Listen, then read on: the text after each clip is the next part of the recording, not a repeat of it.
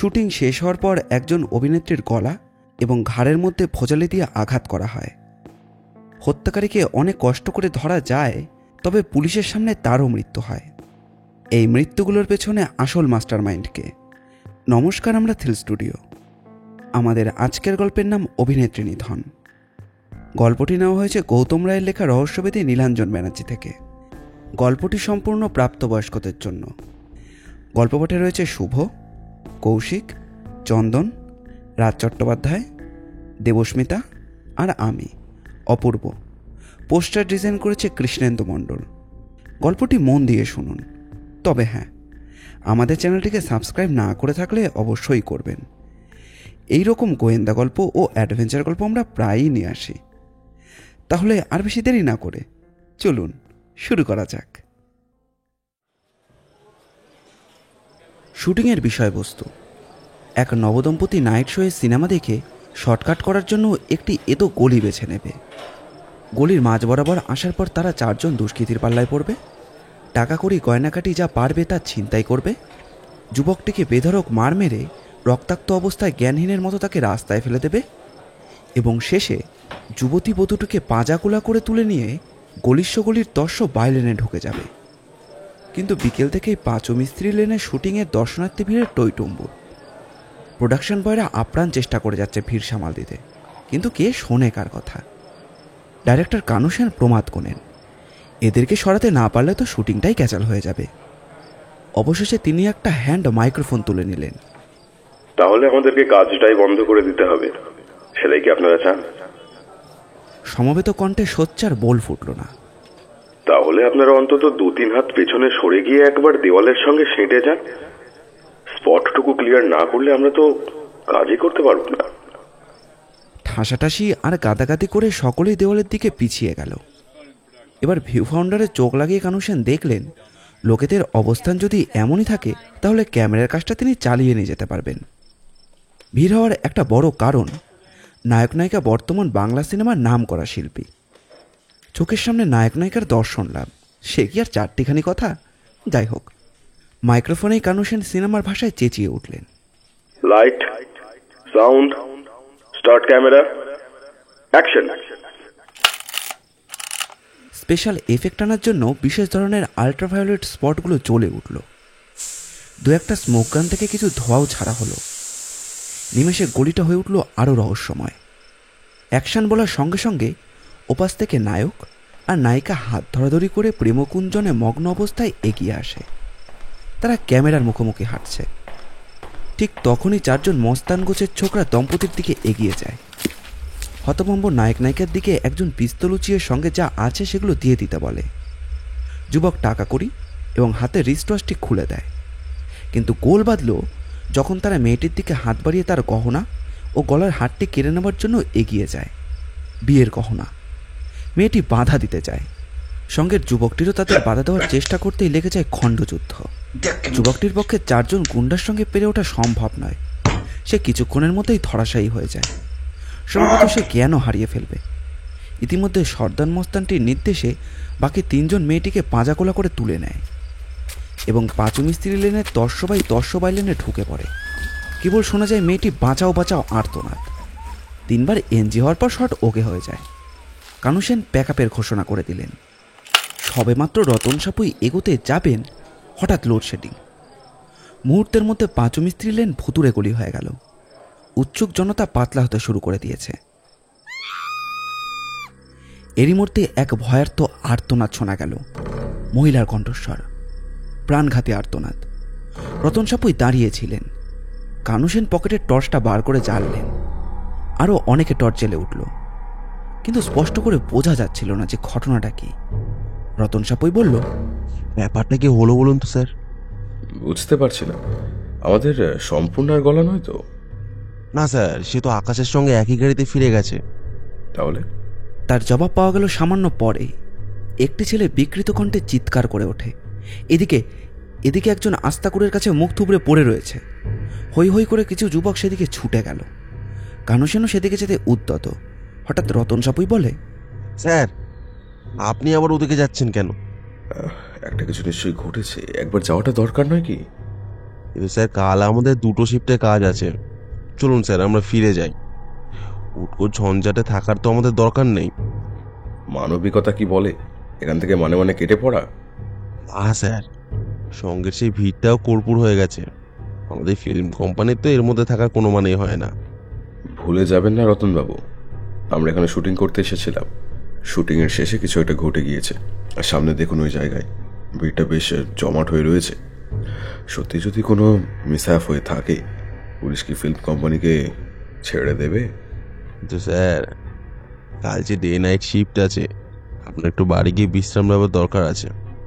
আপনার সব দলবল নিয়ে আপনি চলে যান, আমার জন্য চিন্তা করতে হবে না। ব্যাপারটা না জেনে আমি যেতে পারছি না। কানু সেন আরও একটু এগিয়ে যায়। তারপর সে শুনতে পায় একজন বৃদ্ধ লোক বলছে যে মেয়েটি বাঁচবে কি মরবে তা বলা যাচ্ছে না। তার কাঁধ আর গলার সন্ধিস্থলে একটা ভোজালি জাতীয় অস্ত্র গাঁথা রয়েছে। রক্তে ভেসে যাচ্ছে জায়গাটা। কানু সেন মনে মনে বললেন, পুলিশে কি কোনো খবর দেওয়া হয়েছে? বৃদ্ধ বললেন, তা তো বলতে পারবো না। নিয়ার পিএস এর কোনো নাম্বার জানা আছে? বৃদ্ধ কিছু বলার আগেই একজন তরুণ যুবক এগিয়ে এলো। আমার মোবাইলে আছে, আপনি কি ফোন করবেন? সে কথার উত্তর না দিয়ে কানু সেন ফোন নাম্বারটা নিয়ে থানায় ফোন করল।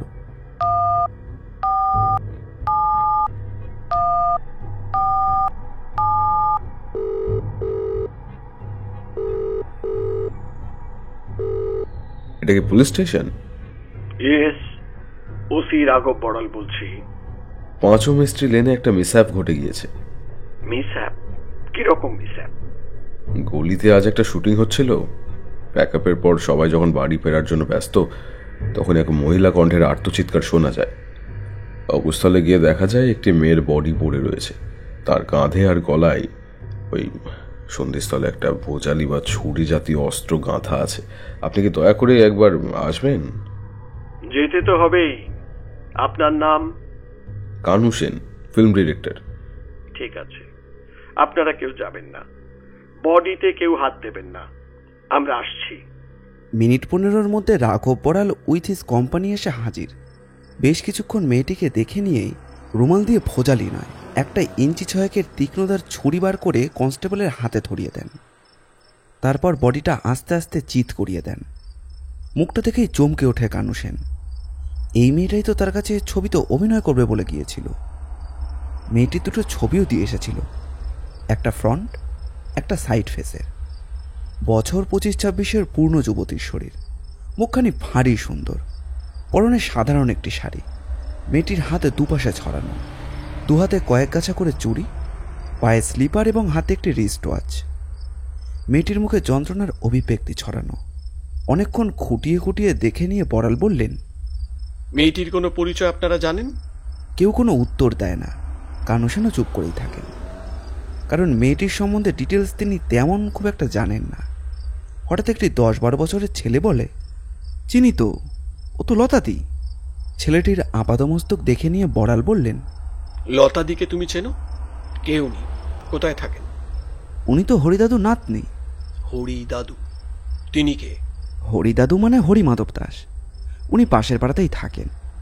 এই যে এই দিকের বাড়িগুলো দেখছেন, এগুলো সব পেছনের অংশ।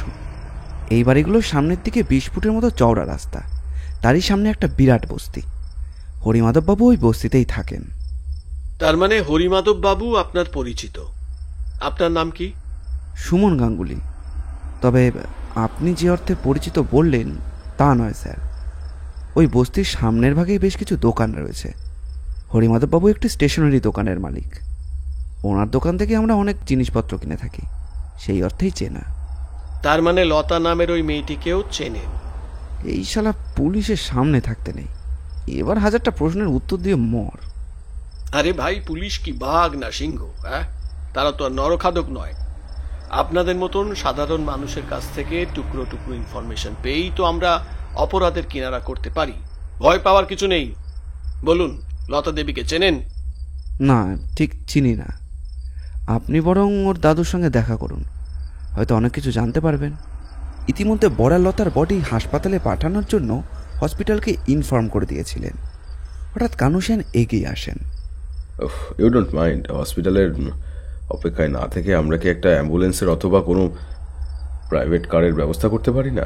মহিলা যেভাবে জখম হয়েছেন, যদি এখনো বেঁচে থাকেন সেটাও হাত থেকে ফসকে যাবে যে। ঘাড় নাড়তে নাড়তে রাঘব বড়াল বললেন। Yes, you are correct. তারপর এএসআই সৌমেনকে বললেন, সৌমেন, ইমিডিয়েট একটা ফোন করো। মেডিকেলের সামনে অনেক অ্যাম্বুলেন্সের গাড়ি দাঁড়িয়ে থাকে, নিশ্চয়ই তোমার কাছে কিছু নাম্বার গাড়ির থাকবে। সৌমেন কিন্তু অপেক্ষা না করে ফোন করা শুরু করে দিয়েছে। ফোন শেষ করে বলল, একটা গাড়ি এখনই চলে আসছে। ওটা তো চক্রবর্তী লেন, তাই না? হ্যাঁ স্যার। রাঘব বড়ালের পুলিশ লাইনে অনেক দিনের চাকরি, লোকের মুখ দেখলে অনেক কিছুই রিড করে নিতে পারেন। বললেন, আপনিও চলুন আমাদের সঙ্গে, হরিবাবুর বাড়িটা চিনিয়ে দেবেন। বেশ করুণ মুখে আশেপাশে একবার চোখ বোলালো, তারপর ছেলেটির দিকে তাকিয়ে বলল, ইয়াং ম্যান, এত ভয় পাওয়ার কি হয়েছে? চলুন, আমিও আপনার সাথে যাচ্ছি। কানু সেন তার সঙ্গে যেতে চাইল। খুঁতখুঁতে অফিসার তীক্ষ্ণ দৃষ্টিতে কানু সেনের দিকে তাকিয়ে থাকলেন। আপনি তো আউটসাইডার, ফিল্ম ডিরেক্টর, এই ঘটনার সঙ্গে তো আপনার কোনো লিঙ্ক নেই, তাহলে অযথা ভিড় বাড়িয়ে লাভ কি? প্র্যাকটিক্যালি আমার ছবির শুটিং চলাকালীন ঘটনাটা ঘটে গিয়েছে। যদিও ঘটনাটা ঘটেছে লোডশেডিংয়ের মধ্যেই, একটা মানবিক দায়িত্ববোধ থাকা উচিত। আপনি কি বলেন? যদিও আপনি ঘটনার সঙ্গে জড়িত নন, তবে প্রত্যক্ষদর্শী হিসেবে চলুন। ইতিমধ্যে অ্যাম্বুলেন্স এসে হাজির। তাঁদের লোক ধরাধরি করে স্ট্রেচারে মেয়েটিকে তুলে নেয়। সঙ্গে যায় এসআই সৌমেন আর অন্য একজন কনস্টেবল। সৌমেনকে যায় ইনস্ট্রাকশন দেওয়ার, রাঘব বড়াল তা দিয়ে পাঁচমিস্ত্রি লেন থেকে বেরিয়ে এলেন। সুমন আর কানু সেন ওনার সঙ্গী হলো। চক্রবর্তী লেনটা হেঁটেই যাওয়া যায়। হরিমাধবের দোকানের সামনে দাঁড়িয়ে সুমন বলল, ওই যে ওইটাই স্যার হরিদাদুর দোকান। সম্ভবত হরিমাধবের কাছে সংবাদ পৌঁছে গিয়েছিল, কেউ বা কারা লতার ঘাড়ে ছুরি মেরেছে। সে বেঁচে আছে কিনা সেটা এখনও জানে না। রাঘব গিয়ে দেখলেন মাথায় হাত দিয়ে হরিমাধব থম মেরে বসে আছেন। দোকানের সামনে অতি উৎসাহীর চটলা। পুলিশকে দেখে তারা সব আবার এদিক ওদিক ছিটকে গেল। আপনি হরিমাধব বাবু? 2-3 বার প্রশ্নটা শোনার পর হরিমাধব ফ্যাকাশে মুখে রাঘবের দিকে তাকালেন। বছর 60 বয়স হবে হরিমাধব বাবুর। হতভম্ব মুখে হরিনারায়ণ বললেন, হ্যাঁ স্যার। খবরটা শুনেছেন? সবাই তো তাই বলা বলি করছিল। দেখতে যাননি? কি দেখতে যাব? লতার মরা মুখ। লতা মরেছে এমন কথা কে বলল আপনাকে? সবাই তাই বলছে। তাও আপনি দোকান সাজিয়ে বসে আছেন। উনি তো আপনার নাতনি হন। নীরবে ঘাড় নাড়লেন হরিমাধব। তাহলে? হরিমাধব নিরুত্তর। নাতনি মানে মেয়ের মতো তো। আজ্ঞে। লতা দেবীর মা বাবা কোথায়? মন্টেশ্বর। তা লতা আপনার কাছে থাকতো কেন? ওর বাবার রোজগার পাতি খুব একটা ভালো নয়, তার উপর আরো 4টি অপগণ্ড আছে। মেজোটার বিয়ে হয়ে গিয়েছে, বাকিগুলো বাবার কাছে থাকে, পেরে ওঠে না, তাই বউটাকে আমার কাছে দিয়ে গিয়েছে। তখন ওর বছর 10 মতো বয়স, সেই থেকে আমার কাছেই থাকে। লতা দেবী নিশ্চয়ই পড়াশোনা করেছেন? হ্যাঁ, গ্র্যাজুয়েশনের পর আর এগোতে পারিনি। কেন? মাথায় ভূত চেপেছিল। ভূত চেপেছিল মানে? হঠাৎ একদিন এসে বলল আমার এই টাকা কুড়ি নষ্ট করে আরো পড়াশোনা করতে চায় না, চাকরি করবে বলে মনস্থ করেছে। আপনি বলুন, কে দেবে একজন অর্ডিনারি গ্র্যাজুয়েট মেয়েকে চাকরি? অবশ্য আমার নাতনিকে দেখতে বেশ সুন্দরী, আর আরো অনেক ছোট বয়স থেকে ওর পেছনে ছেলেরা লাগতে শুরু করে। অবশ্য লতা ছিল বেশ শক্ত ধাঁচের মেয়ে, কাউকেই তেমন করে পাত্তা টাত্তা দিত না। কিন্তু থামলেন কেন, বলুন। মেয়েটা সকালে উঠে চান খাওয়া দাওয়া করে বেরিয়ে যেত, ফিরতো অনেক রাতে।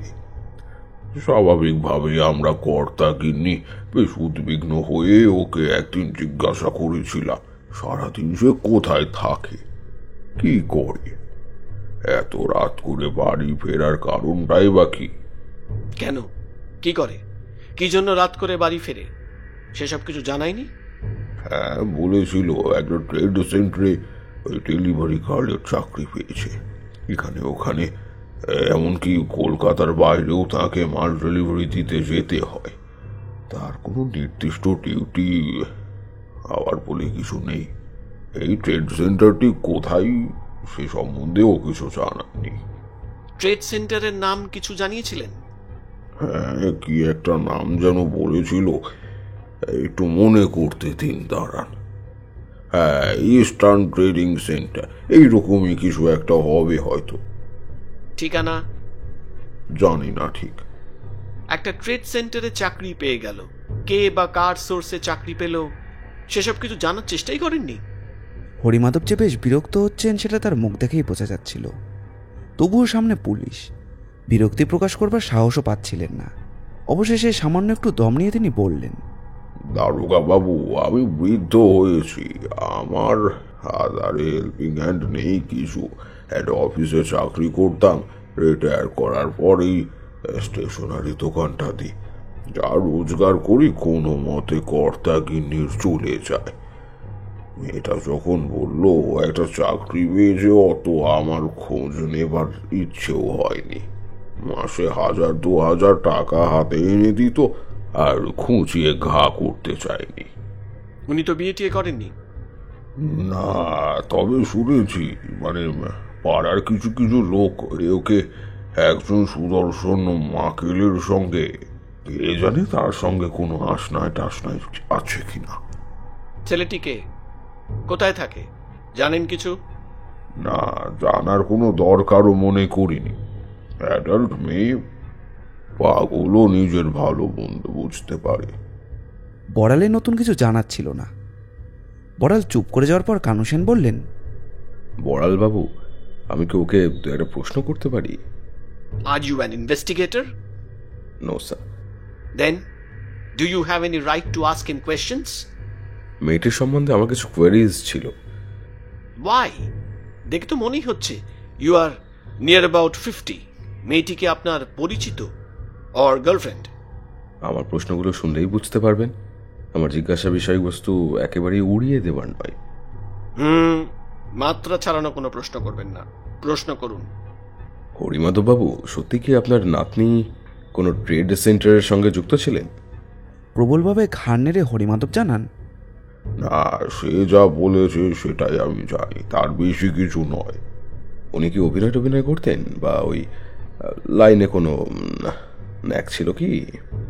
চোদ্দ পুরুষে কেউ কখনো অ্যাক্টিং এর ধারে কাছে যায়নি। ওর বাবাও তো কারখানার শ্রমিক। না, আমার কিছু জানা নেই। কানু সেন একটা সিগারেট ধরালেন। বড়ালকে অফার করতে উনি ডিউটিতে আছেন বলে সিগারেটে হাত ছোঁয়ালেন না।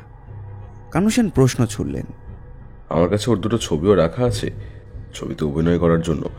মেয়েটিকে দেখে মনে হয়েছিল মুখ চোখ বেশ ফটোজেনিক। হলেও হতে পারে। ওকে পরে দেখা করতে বলেছিলাম, কিন্তু সে ডিডন্ট টার্ন আপ। আপনি তো এই কথা আগে বলেননি। সময় দিয়েছিলেন নাকি বলার? তাহলে মেয়েটা কি করতো? ট্রেড সেন্টারে ডেলিভারি গার্ল, নাকি অভিনেত্রী হওয়ার চেষ্টা, নাকি সিনেমায় নামলে বেশি রোজগার হবে সেই কারণে নানান দিকে ঢু মারা? কি ভাবছেন ওসি সাহেব? কিছু ভাবিনি, তাই ভাবছি। এবার তো আপনার ডিউটি ওসি সাহেব। অনুমতি করলে এখন আমি যেতে পারি? কেউ তো আপনাকে হাত পা বেঁধে রাখেনি। ইউ মে গো। মেয়েটি কেমন আছে এটা নিশ্চয়ই জানাবেন। ওটা আমার ডিউটির মধ্যে পড়ে, মনে করবার কোনো দরকার নেই। আপনি এখন আসুন। আপনার তো কাল 2টো শিফটে শুটিং। এটাও জেনে ফেলেছেন? ওটাই তো আমাদের কাজ, জ্ঞান বাড়ানোর পিপাসা। বুঝলেন কিছু? না। তবে আপনাকে আমার দরকার পড়তে পারে, নিশ্চয়ই পাওয়া যাবে। পকেট থেকে একটা কার্ড বার করে বড়ালের হাতে ধরিয়ে দিয়ে কানু সেন বললেন, পাবেন। কেসটায় আমারও একটা ইন্টারেস্ট রয়ে গিয়েছে। রাত খুব একটা বেশি হয়নি। কানু সেন ঘড়ি দেখলেন, রাত 9টা। চক্রবর্তী লেন থেকে একটু হেঁটে গেলেই বড় রাস্তা। হাত দেখাতেই ট্যাক্সি পেয়ে গেলেন। এখন অধিকাংশ ট্যাক্সির গায়ে নো রিফিউজাল লেখা থাকে। তিনি গাড়িতে উঠে পড়লেন।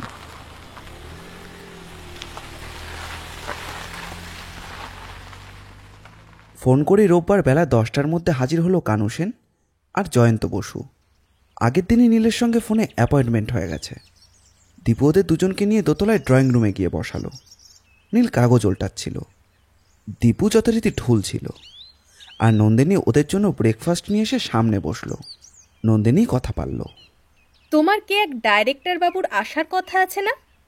টোস্টে কামড় দিতে দিতে নীল বলল, হ্যাঁ, কানু সেন, স্কুল লাইফের বন্ধু। এখন তো ও বেশ নামকরা ফিল্ম ডিরেক্টর। তোমাকে ছবিতে নামাতে চায় নাকি? দীপু মটকা মেরে ঘুমোচ্ছিল। তরাক করে তন্দ্রা ছুট হয়ে গেল তার। খুব ভালো হয় বৌদি।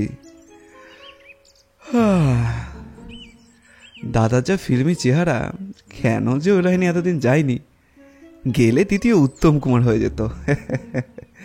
তুমি কি বলো বৌদি? একেই বলে টাইমিং, ঠিক 9টা। বেটা এখনো ঘড়ি ধরেই চলে। স্কুলে তো আমার প্রায় লেট হতো, কিন্তু কানুর সময় চলে ওর ঘড়ির সঙ্গে তাল মিলিয়ে। যা দীপু, নিয়ে আয়। গুরু, একটা কথা বলবো? কানুকে বলবো তোকে একটা রোল দিতে, তাই তো? না, তোমার জন্য। অন্তরে কোনো গোপন কথা রাখা যাবে না, বলবে তো? বাজে না বকে ওদের নিয়ে আয়। গজগজ করতে করতে দীপু বেরিয়ে যায়। একটু পরে কানু সেন আর জয়ন্ত বাসুকে নিয়ে দোতলায় চলে আসে। নীলকে দেখে কানু বলে, তুই কিন্তু মুটিয়েছিস। মদ খেয়ে তো তুই চোখের কোল ফুলিয়েছিস দেখছি। কোলেস্টেরল চেক করিয়ে নেয়। বউঠান কিছু বলে না? না, নির্বিবাদী মহিলা, স্কুল আর নিজের লেখাপড়া নিয়েই থাকেন। আর আমাকে উনি ভালোই ছিলেন। মদ খেয়েও আমি বেল্লাপনা করব না এবং কোনো দ্বিতীয় নারীতে আসক্ত হব না। তবে তোর বিরুদ্ধে আমার গ্রেট অ্যালিগেশন রয়েছে। কানু, আগে বস, চা জল খাবার খা। এই 7 সকালে তোমাকে তো তোমার প্রিয় ড্রিঙ্কস দিতে পারবো না। তা চা না কফি, কোনটা পছন্দ? Anyway, no problem. জয়ন্তর দিকে তাকিয়ে নীল বলল, কিন্তু এই ভদ্রলোককে ঠিক। ও আমার ফার্স্ট অ্যাসিস্ট্যান্ট, জয়ন্ত বসু। জয়ন্ত, ইনি। আর বোঝাতে হবে না, চিনি। ইতিমধ্যে নন্দিনী ভেতরে চলে গেছে। সিগারেট ধরায় নীল। এবার বলো তো ভায়া, তোমার প্রবলেমটা কি? দেখা দেখি কানু সেনও সিগারেট ধরালেন। তারপর শুরু করলেন। পাঁচু মিস্ত্রি লেনের শুটিং স্পট থেকে লোডশেডিং এবং তুলি দত্ত জখম হওয়া পর্যন্ত ফুল ডিটেলস। নীল সম্পূর্ণটা শুনল। শেষে বলল, এতে তোর প্রবলেমটা কোথায়? এরপর তুলি দত্ত তার কাছ থেকে আসা, সিনেমায় নামার অ্যাপ্রোচ, তার পারিবারিক পরিবেশ এবং চোখের উপরে জখম হয়ে যাওয়া পর্যন্ত বলে তারপর বলল সে, আমি এটা ঠিক মেনে নিতে পারছি না। আমার কেবলই মনে হচ্ছে এর পেছনে নিশ্চয়ই কোনো একটা রহস্য লুকিয়ে রয়েছে এবং সেটা না জানা পর্যন্ত আমি খুব একটা সুস্থির থাকতে পারছি না আর কি। শুধু কি সামান্য এইটুকুই কারণ, আর কিছু না? আমি কিন্তু বলতে পারি। বলুন। না দাদা, আনুদাকে আমি দাদা বলি। আপনিও ছোটবেলার বন্ধু, আপনিও তুমি করেই বলবেন। বেশ, তা না হয় হলো। আসল উদ্দেশ্য কি? এই ঘটনা থেকে যদি কোনো থ্রিলিং লাইফ স্টোরি গ্যাদার করা যায়, তাদেরকে কানুদা একটা থ্রিলার অ্যান্ড ক্রাইম স্টোরি বানাতে পারেন। না, সেটা নিটল সত্য নয়। বাই প্রোডাক্ট হিসেবে যদি কোনো ছবির সাবজেক্ট পাই, it's okay, but I want to know the fact lying behind this mischievous game. মেয়েটার অবস্থা কিরকম? বেঁচে আছে নাকি? মেডিকেলে একটা খবর নেওয়া যায়, কিন্তু থানার ওসি কোনো পাত্তাই দিচ্ছে না। বেশি উৎসাহ দেখাতে পারছি না, উল্টো বুঝলে রাম না হয়ে যায়। যেটা তোর পক্ষে খবর নেওয়াটা খুবই ইজি হবে। আমায় কি করতে বলছিস? অবশ্য তোর যদি কোনো সময় থাকে। আমরা চেষ্টা করব। আপনার ফিসটা? কানু আমার বাল্য বন্ধু। অন্তর্নিহিত কোনো একটা সৎ উদ্দেশ্য থাকলেও ওর জেনুইটা আমি উড়িয়ে দিচ্ছি না। ও আসলে সত্যটা জানতে উৎসুক। ফিস নেব যদি তোরা এই ঘটনাটাকে কেন্দ্র করে একটা জম্পেশ ক্রাইম থ্রিলার করতে পারিস। হ্যাঁ, ঘটনাটা কোন পিএসের আন্ডারে? সম্ভবত বটতলা, ওসি রাঘব বল। রাঘব বড়াল চিনি, খিটকেল এবং ইগোবাজ। নীল থানায় ফোন করল।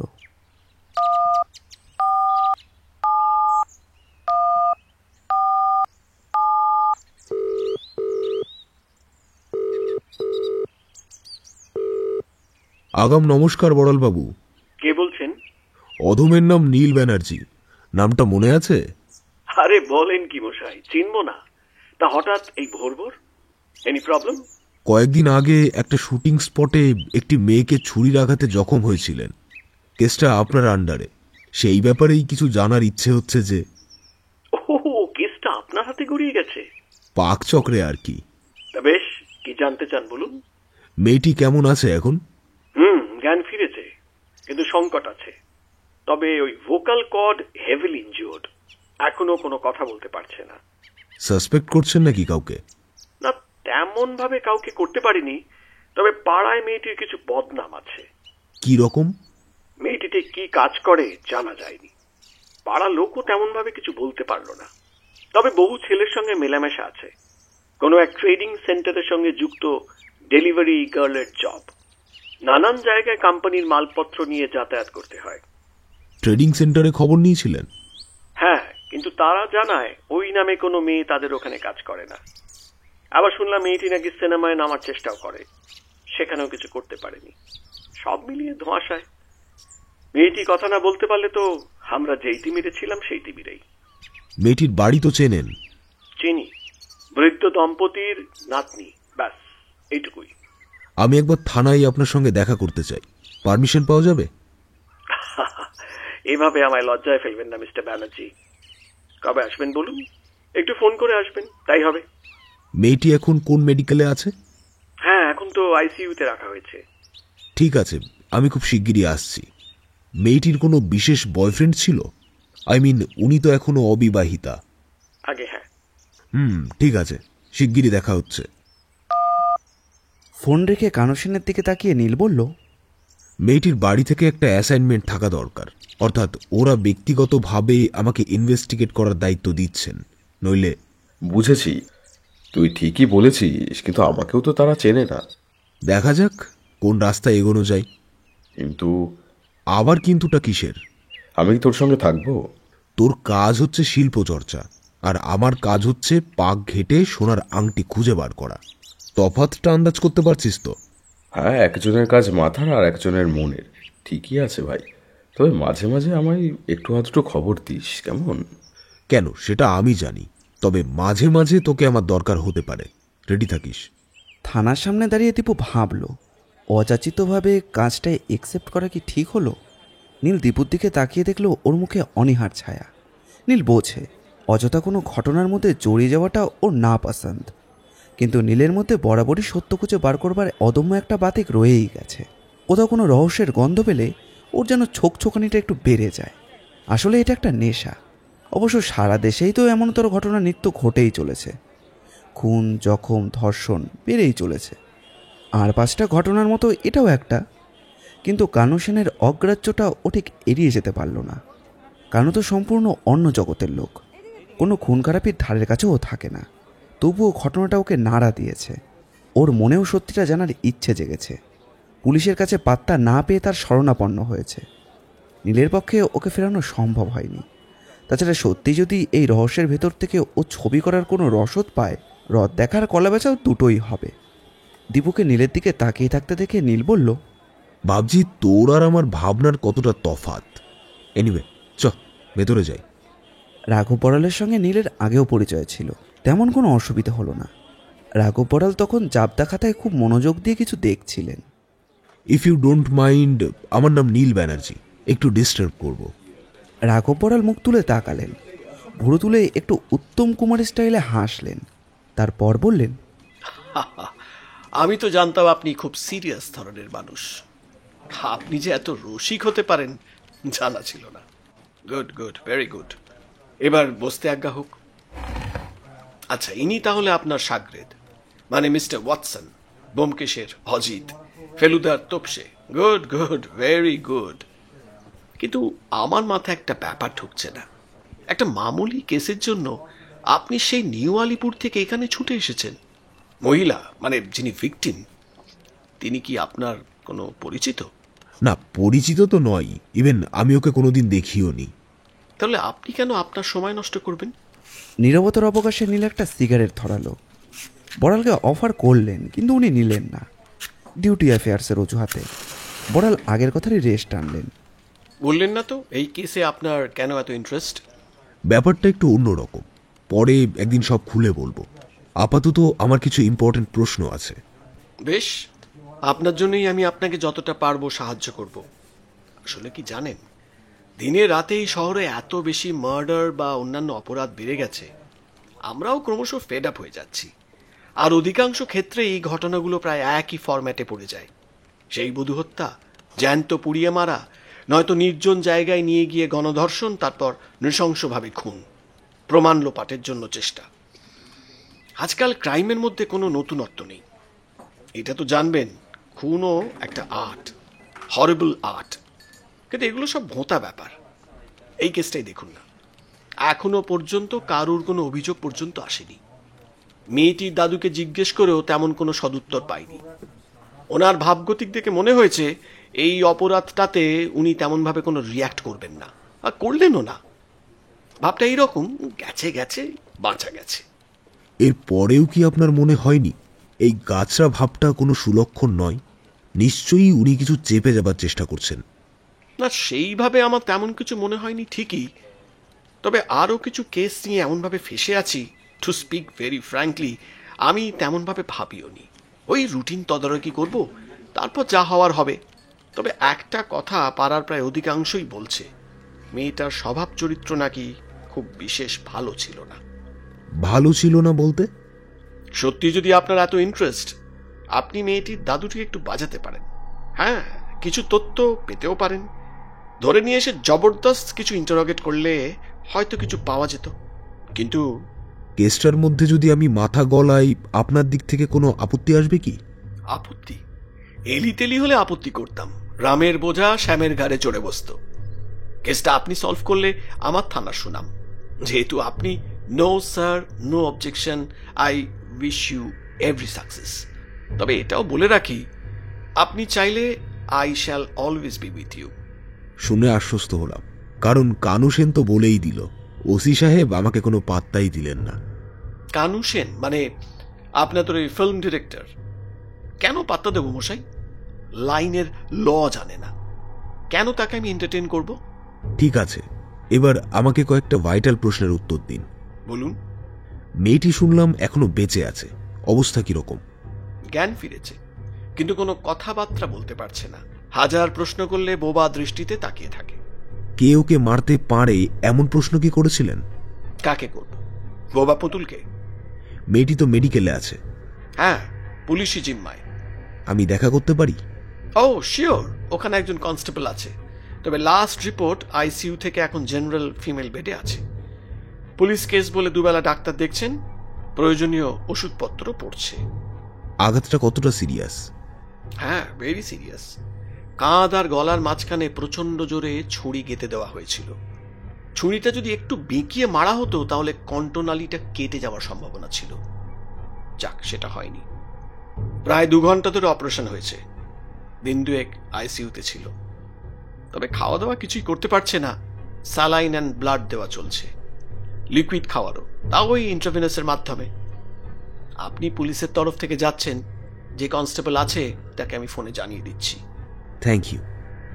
মেয়েটির বাড়ির ঠিকানাটা দিন, আর ওর দাদুর নাম। উনিই তো ওনার লোকাল গার্জেন। কে জানে মশাই, কে কার গার্জেন? মেয়েটি অ্যাডাল্ট, দাদুর জানা কাউকে তেমন কোনো পাত্তাই দিত না। ঠিক আছে, ওর দাদুর সঙ্গেই আগে আমার দেখা হওয়াটা দরকার। হ্যাঁ, সেটাই বোধহয় আগের কাজ। ঠিক আছে, আপনি আপনার মতন এগোন, দরকার পড়লে আমি আপনার সঙ্গে আছি। আর এই তো দেখুন না, আপনি আসার আগে, মানে আজ সকালেই খবর এসেছে, একটা ওই খাটাল মতন জায়গা আছে, সেখানে একটা গোয়ালাকে গলা কাটা অবস্থায় পাওয়া গেছে। সে আবার পার্টির লোক। এমএলএ সাহেবের হুকুম, কেসটা সিরিয়াসলি দেখতে হবে। লোকটি নাকি তাদের পার্টির সক্রিয় কর্মী। তো দুইবে না পার্টি করবে, সেটাই বোঝাবার। আর এসব নিয়ে আমাদের কর্মজীবন। এবার ছেড়ে ছুড়ে দিয়ে একদম বানপ্রস্থে চলে যাব। দীপু মনে মনে আওড়ালো, এমন দুধে ভাতে চাকরি, আর তুমি শালা বানপ্রস্থে যাবে? এদের ভরং দেখলে গা হাত পা চলে যায়। চল দীপু, আর কিছু ভাবিস না। আর চলি বড়ালবাবু, যেমন যেমন প্রোগ্রেস হবে জানাবো। খুব ভালো, খুব ভালো। তাহলে আসুন স্যার। হ্যাঁ, কিন্তু আপনাকে একটু চা পর্যন্ত অফার করতে পারলাম না, ভেরি সরি। নীল মনে মনে বলল, থানার বারোয়ারি চা, গলা দিয়ে নামতো না ভাই। কিন্তু মুখেও বলল, আর একদিন হবে। Good day. হরিমাধববাবু তখন দোকান খুলতে চলে গেছেন। মনোহারি দোকান, একটু সকাল সকালই খুলতে হয়। বাড়িতে ছিলেন ওনার স্ত্রী সুপ্রভা দেবী। করানারতেই একটি 9-10 বছরের ছোট্ট মেয়ে বেরিয়ে এসে জিজ্ঞাসা করল, কাকে চান? তুমি কে? আমার মা এ বাড়িতে কাজ করে, আমিও হাতে হাতে করি। ঠাকুমা তো একা পেরে ওঠে না। ঠাকুমা কোথায়? পুজো করছে। তরু দিদি তো এই বাড়িতেই থাকতো, তুমি চিনতে? হ্যাঁ, চিনবো না কেন? তিনি তো দিদিমার নাতনি। কোথায় তিনি? বাড়ি আছেন? কে জানে কোথায়, তিনি তো অর্ধেক দিনই বাড়িতেই থাকেন না। কেন থাকেন না কেন? কি করে জানবো কে কোথায় থাকে না থাকে? কে কোথায় মানে? আরও কেউ কেউ আছে নাকি? জয়বাবু তো প্রায় দিনই আসতো, তারপরে দুজনে কী সব কথাবার্তা বলতো, তারপরে দুজনেই বেরিয়ে যেত। তোমার দাদু বা দিদিমা কিছু বলতেন না? কে শোনে তাদের কথা? এমন সময় ভেতর থেকে এক মহিলার কণ্ঠস্বর শোনা গেল। কে এসেছে রে মধু? কার সঙ্গে কথা বলছিস? জানি না, দুজন বাবু এসেছেন, তোমায় খুঁজছে। বলতে বলতেই সুপ্রভা দেবী বেরিয়ে এলেন। লাল পাড়ের সাধারণ শাড়ি, হয়তো পুজোর শাড়ি, বয়সের তুলনায় বৃদ্ধই দেখায়। মাথায় কাঁচা পাকা চুলে ভর্তি, সিঁথিতে দগদগে সিঁদুর, হাতে শাখা নোয়া, একটা সোনার চুড়িও আছে। মধু, যা ভেতরে গিয়ে আনাজগুলো কুটে রাখ। তরু দত্ত এই বাড়িতেই থাকতেন তো? কিন্তু আপনারা কারা? খুব গম্ভীর মুখে দীপু বলল, সিআইডি। একে তো 3-4 পুলিশ এলো, তাদের 1000 রকম প্রশ্ন, তার উপর আবার এখন সিআইডি।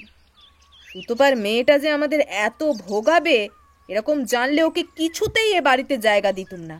কি করব, নিজের মেয়ের মেয়ে, একটা অপদার্থ জামাই, সংসার চালাতে পারে না, 4-4টে মেয়ের বাবা। হ্যাঁ, আপনারা কি জানতে চান? আমার স্বামী তো এখন বাড়ি নেই। জানি, উনি তো এখন দোকানে গেছেন। তাহলে উনি যখন দুপুরে খেতে আসবেন তখনই আসবেন। কিন্তু আমরা যে আপনার কাছে কিছু জানতে চাই। নিশ্চয়ই শুনেছেন আপনার নাতনি। ওর বরাতে যা ছিল তাই ঘটেছে, যে যার অদৃষ্ট নিয়েই জন্মায়। সে তো বটেই, কিন্তু শুটিং স্পটে এত লোক থাকতে আপনার নাতনিকেই বা এভাবে মারার চেষ্টা হবে কেন? কোনো আন্দাজ করতে পারেন? হঠাৎই মহিলা চুপ করে গেলেন। 3-4 মিনিট পর নীল ফের জিজ্ঞাসা করল, কিছু বলুন, নিশ্চয়ই আপনার নাতনির কোনো শত্রু ছিল, না হলে এত লোক থাকতে। মহিলা এবার ঠুকরে কেঁদে ওঠেন। নীল বাধা না দিয়ে নীরবে মহিলাকে লক্ষ্য করে যায়। কান্না প্রশমিত হলে জিজ্ঞাসা করে, আপনি আপনার নাতনি সম্বন্ধে অনেক কিছুই জানেন, একটু খুলে বলুন তো। যারা এভাবে আপনার নাতনিকে খুন করতে চেয়েছিল এবং প্রচণ্ড আক্রোশ নিয়েই মেরেছিল, মনে হচ্ছে আপনার নাতনির সঙ্গে আততায়ী সম্পর্ক, নির্মম শত্রুতার সম্পর্ক ছিল। আপনি কি চান না অপরাধী ধরা পড়ুক? আপনার স্বামীকে যে এই মুহূর্তে আমাদের খুব দরকার। বললাম না, উনি এখন দোকানে গেছেন, আপনারা বরং সেখানেই যান। আমাদের যেসব প্রশ্ন সেগুলো দোকানে বসে করা যাবে না। আর কোনো লোক দোকানে নেই? ননটা আছে, ওই প্রায় দোকান সামলায়। দীপু, গিয়ে বলবি সিআইডি থেকে আসছি। হরিমাধব বাবুকে কিছুক্ষণের জন্য এখানে আসতে হবে। চলে যা। কিন্তু আমি তো দোকান চিনি না। আপনাদের মেয়েটিকে একবার পাঠাতে পারবেন? এই ছেলেটিও ওর সঙ্গে যাবে। অগত্যা মধুকে ডেকে আনা হলো। দীপু আর মধু বেরিয়ে গেল। অবসরে নীল জিজ্ঞাসা করল, মাসিমা, আপনি বললেন আপনার নাতনি খারাপ পথে চলে যাচ্ছিল, পথটা কি তা আপনার জানা নেই, তাই তো? মহিলা মাথা নাড়লেন নর্থক ভঙ্গিতে। অগত্যা নীলকে একটু অপেক্ষা করতেই হলো। মিনিট 10 মধ্যেই হন্তদন্ত অবস্থায় হরিমাধববাবু এসে হাজির। এসে শুরু করলেন গজগজানি। এক হারামজাদি মেয়ের জন্য বুড়ো বয়সে আমার ভোগান্তিটা শেষ নেই। নীল খুব শান্ত স্বরে তাকে জিজ্ঞাসা করে, এত মাথা গরম করলে কি চলবে হরিমাধব বাবু? আপনারও তো বয়স হয়েছে। আপনারা কি সেটা মানছেন? বুড়ো মানুষকে কি আপনারা রেহাই দিচ্ছেন? যখন তখন থানায় ডেকে নিয়ে হাজারো প্রশ্ন। আমরা কিন্তু আপনার সঙ্গে কোনো খারাপ ব্যবহার করিনি হরিমাধব বাবু। বাড়িতে পুলিশ আসা মানেই তো হাজার লোকের হাজার কথা। ভালো লাগে এই বয়সে। কিন্তু আততায়ীকে তো খুঁজে বার করাটা দরকার, তাই না? আমরা কি আততায়ীর নাম দাম জেনে বসে রয়েছি নাকি? আপনাকে আততায়ীর নাম জানাতে হবে না। আমরা তরু দত্তের ব্যাকগ্রাউন্ডটুকুই জানতে এসেছি। ওই নষ্টা মেয়ের আবার নতুন কি ব্যাকগ্রাউন্ড হবে?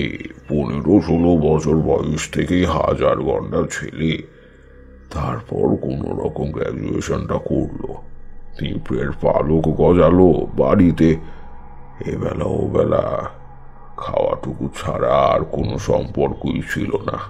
এই করছে, কোথায় যাচ্ছে, কোনো উত্তরই তো পাওয়া যেত না। বলতো কোথায় নাকি এক ট্রেডিং সেন্টারে চাকরি পেয়েছে। চাকরি মানে কি নাইট ডিউটি, তাও সপ্তাহে 4-5 দিন বাইরে রাত কাটানো। আমি তো ফেরা হয়ে বলেই দিয়েছিলাম তুমি এবার তোমার বাবা মায়ের কাছে ফিরে যাও।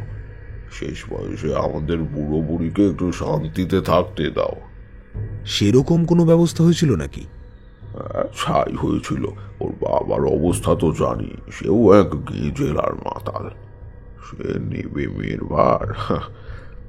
আচ্ছা, আপনারা আর কি জানতে চান বলুন তো? শুনলাম একটি ছেলের সঙ্গে নাকি বেশ ইন্টিমেসি হয়েছিল। একটি কেন, গন্ডায় গন্ডায় বলুন। কোনো বিশেষ একজন এই বাড়িতে যাতায়াত করত। সে কে, কি নাম জানেন কিছু? না হরিমাধব বাবু, চুপ করে থাকলে আসল লোকের কাছে পৌঁছতে পারবো না। ছেলেটি সম্বন্ধে যা জানেন সবকিছু খুলে বলুন। কি আর বলবো, একটি রাঙামূলো বিশেষ, তার নাকি বাপের পয়সা আছে, ছাই আছে। যত বাজে কথা। সে নাকি তরুকে বিয়ে করবে, এটা আমি বিশ্বাস করি না। ছেলেটির নাম জানেন? কোথায় থাকে? সুদেব কর, ভবানীপুর না খিদিরপুর কোথায় যেন থাকে।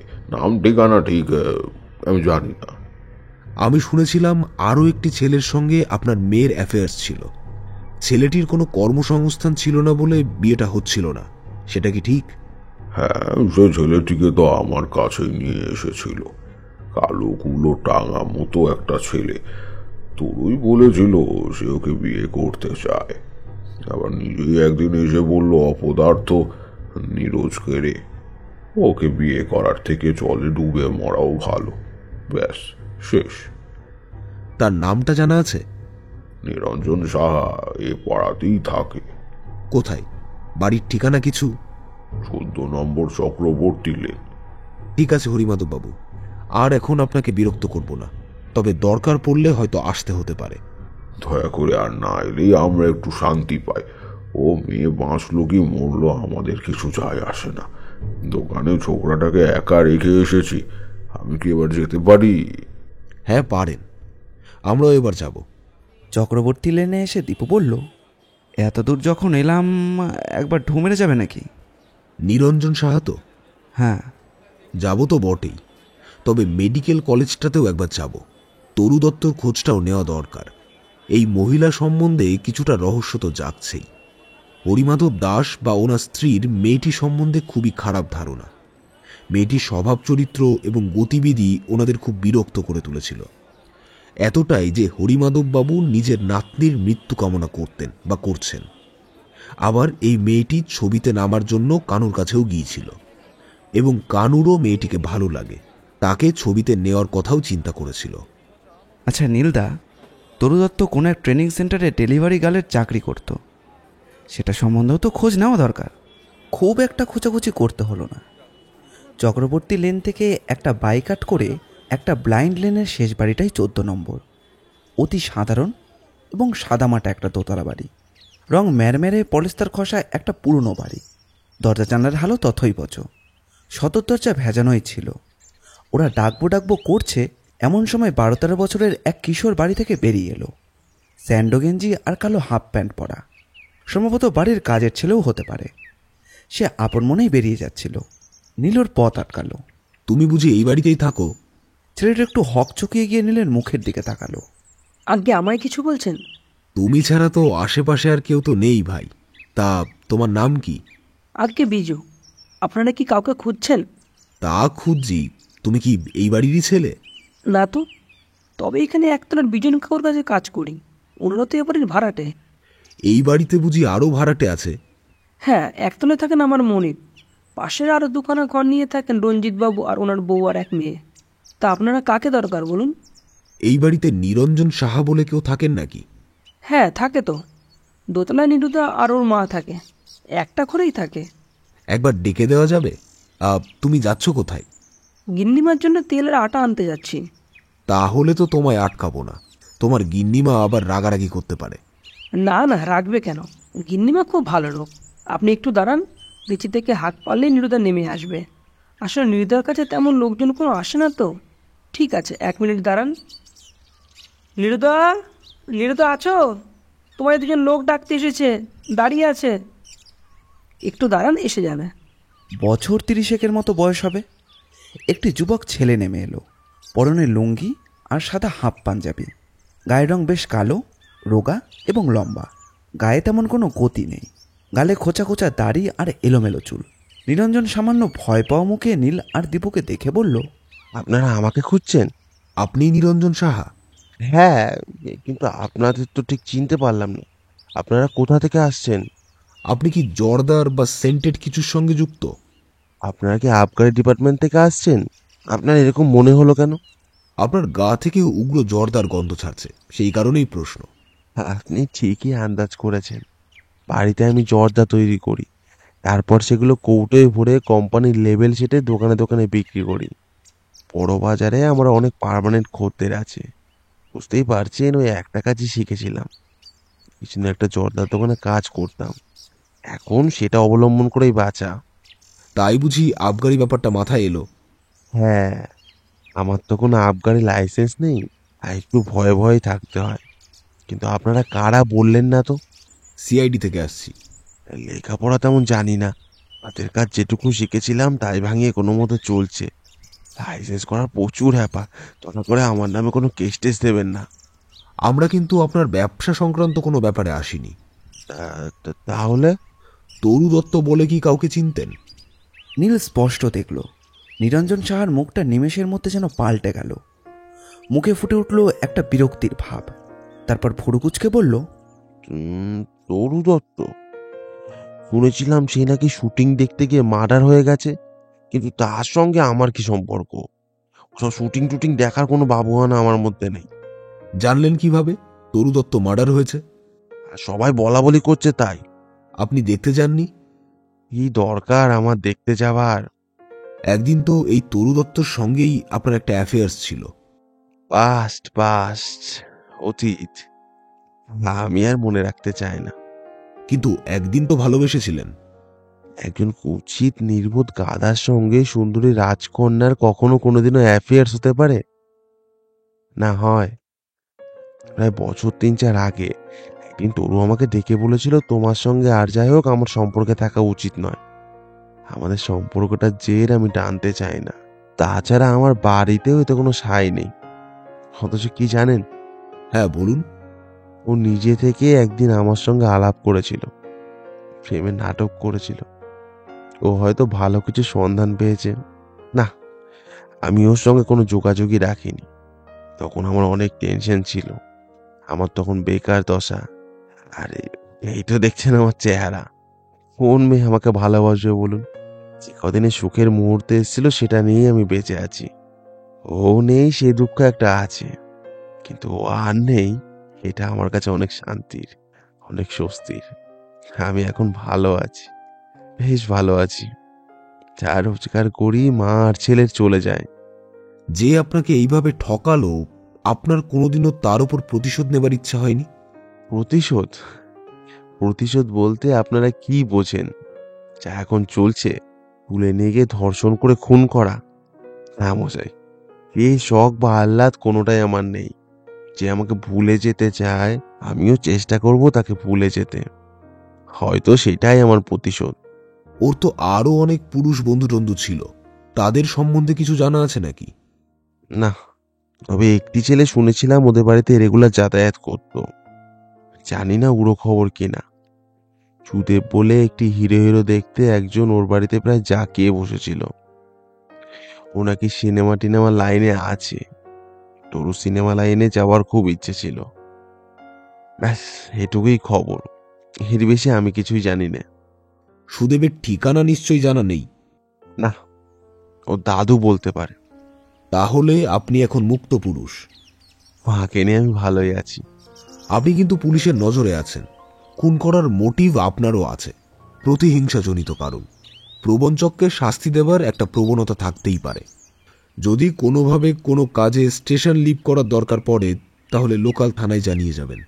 বেশ, জানিয়ে যাব। থানা আমাকে জিজ্ঞাসাবাদের জন্য ডাকলে নিশ্চয়ই যাব। আমি জানি এ ব্যাপারে আমার ভয় পাবার কিছু নেই। যদি না কেউ আমাকে ফাঁসাবার চেষ্টা করে, অবশ্য সেই সুযোগ সে কোনোদিনই পাবে না। আর কি আমাকে কোনো প্রশ্ন করার আছে? কোন কোন জায়গায় আপনি জর্দা সাপ্লাই করেন? কিছু লোকাল দোকানে আর বেশিটাই বড় বাজারে। যদিও বেনারস জর্দার জন্য বিখ্যাত, ওখানেও আমার কিছু পার্টি ধরেছি। 15 দিন অন্তর করে একবার করে বেনারস যাই। আপনার জর্দা তাহলে বেনারস নাই? বাটার ছাপ দেওয়া থাকলেও বাটা বাইরে থেকে অনেক জুতো তৈরি করিয়ে নেয়, ধরুন এও সেরকম। ঠিক আছে, আমার যদি আসার প্রয়োজন পড়ে আমি আবার আসব। You are always welcome. Tram লাইনে এসে নীল ঘড়ি দেখল, এখনও 4টে বাজেনি। 4টে থেকে ভিজিটিং আওয়ার্স। দীপু বলল, নীলদা পেটে ছুঁচোয় ডন মারছে।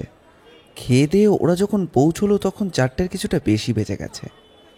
এমার্জেন্সি বা ক্যাজুয়ালিটির ফরমেশনে গিয়ে জানতে পারল ফিমেল ওয়ার্ডে F13 অ্যাটেম্প টু মার্ডারের এক মহিলাকে সবে আইসিইউ থেকে বার করে জেনারেল বেডে ভর্তি করে দেওয়া হয়েছে।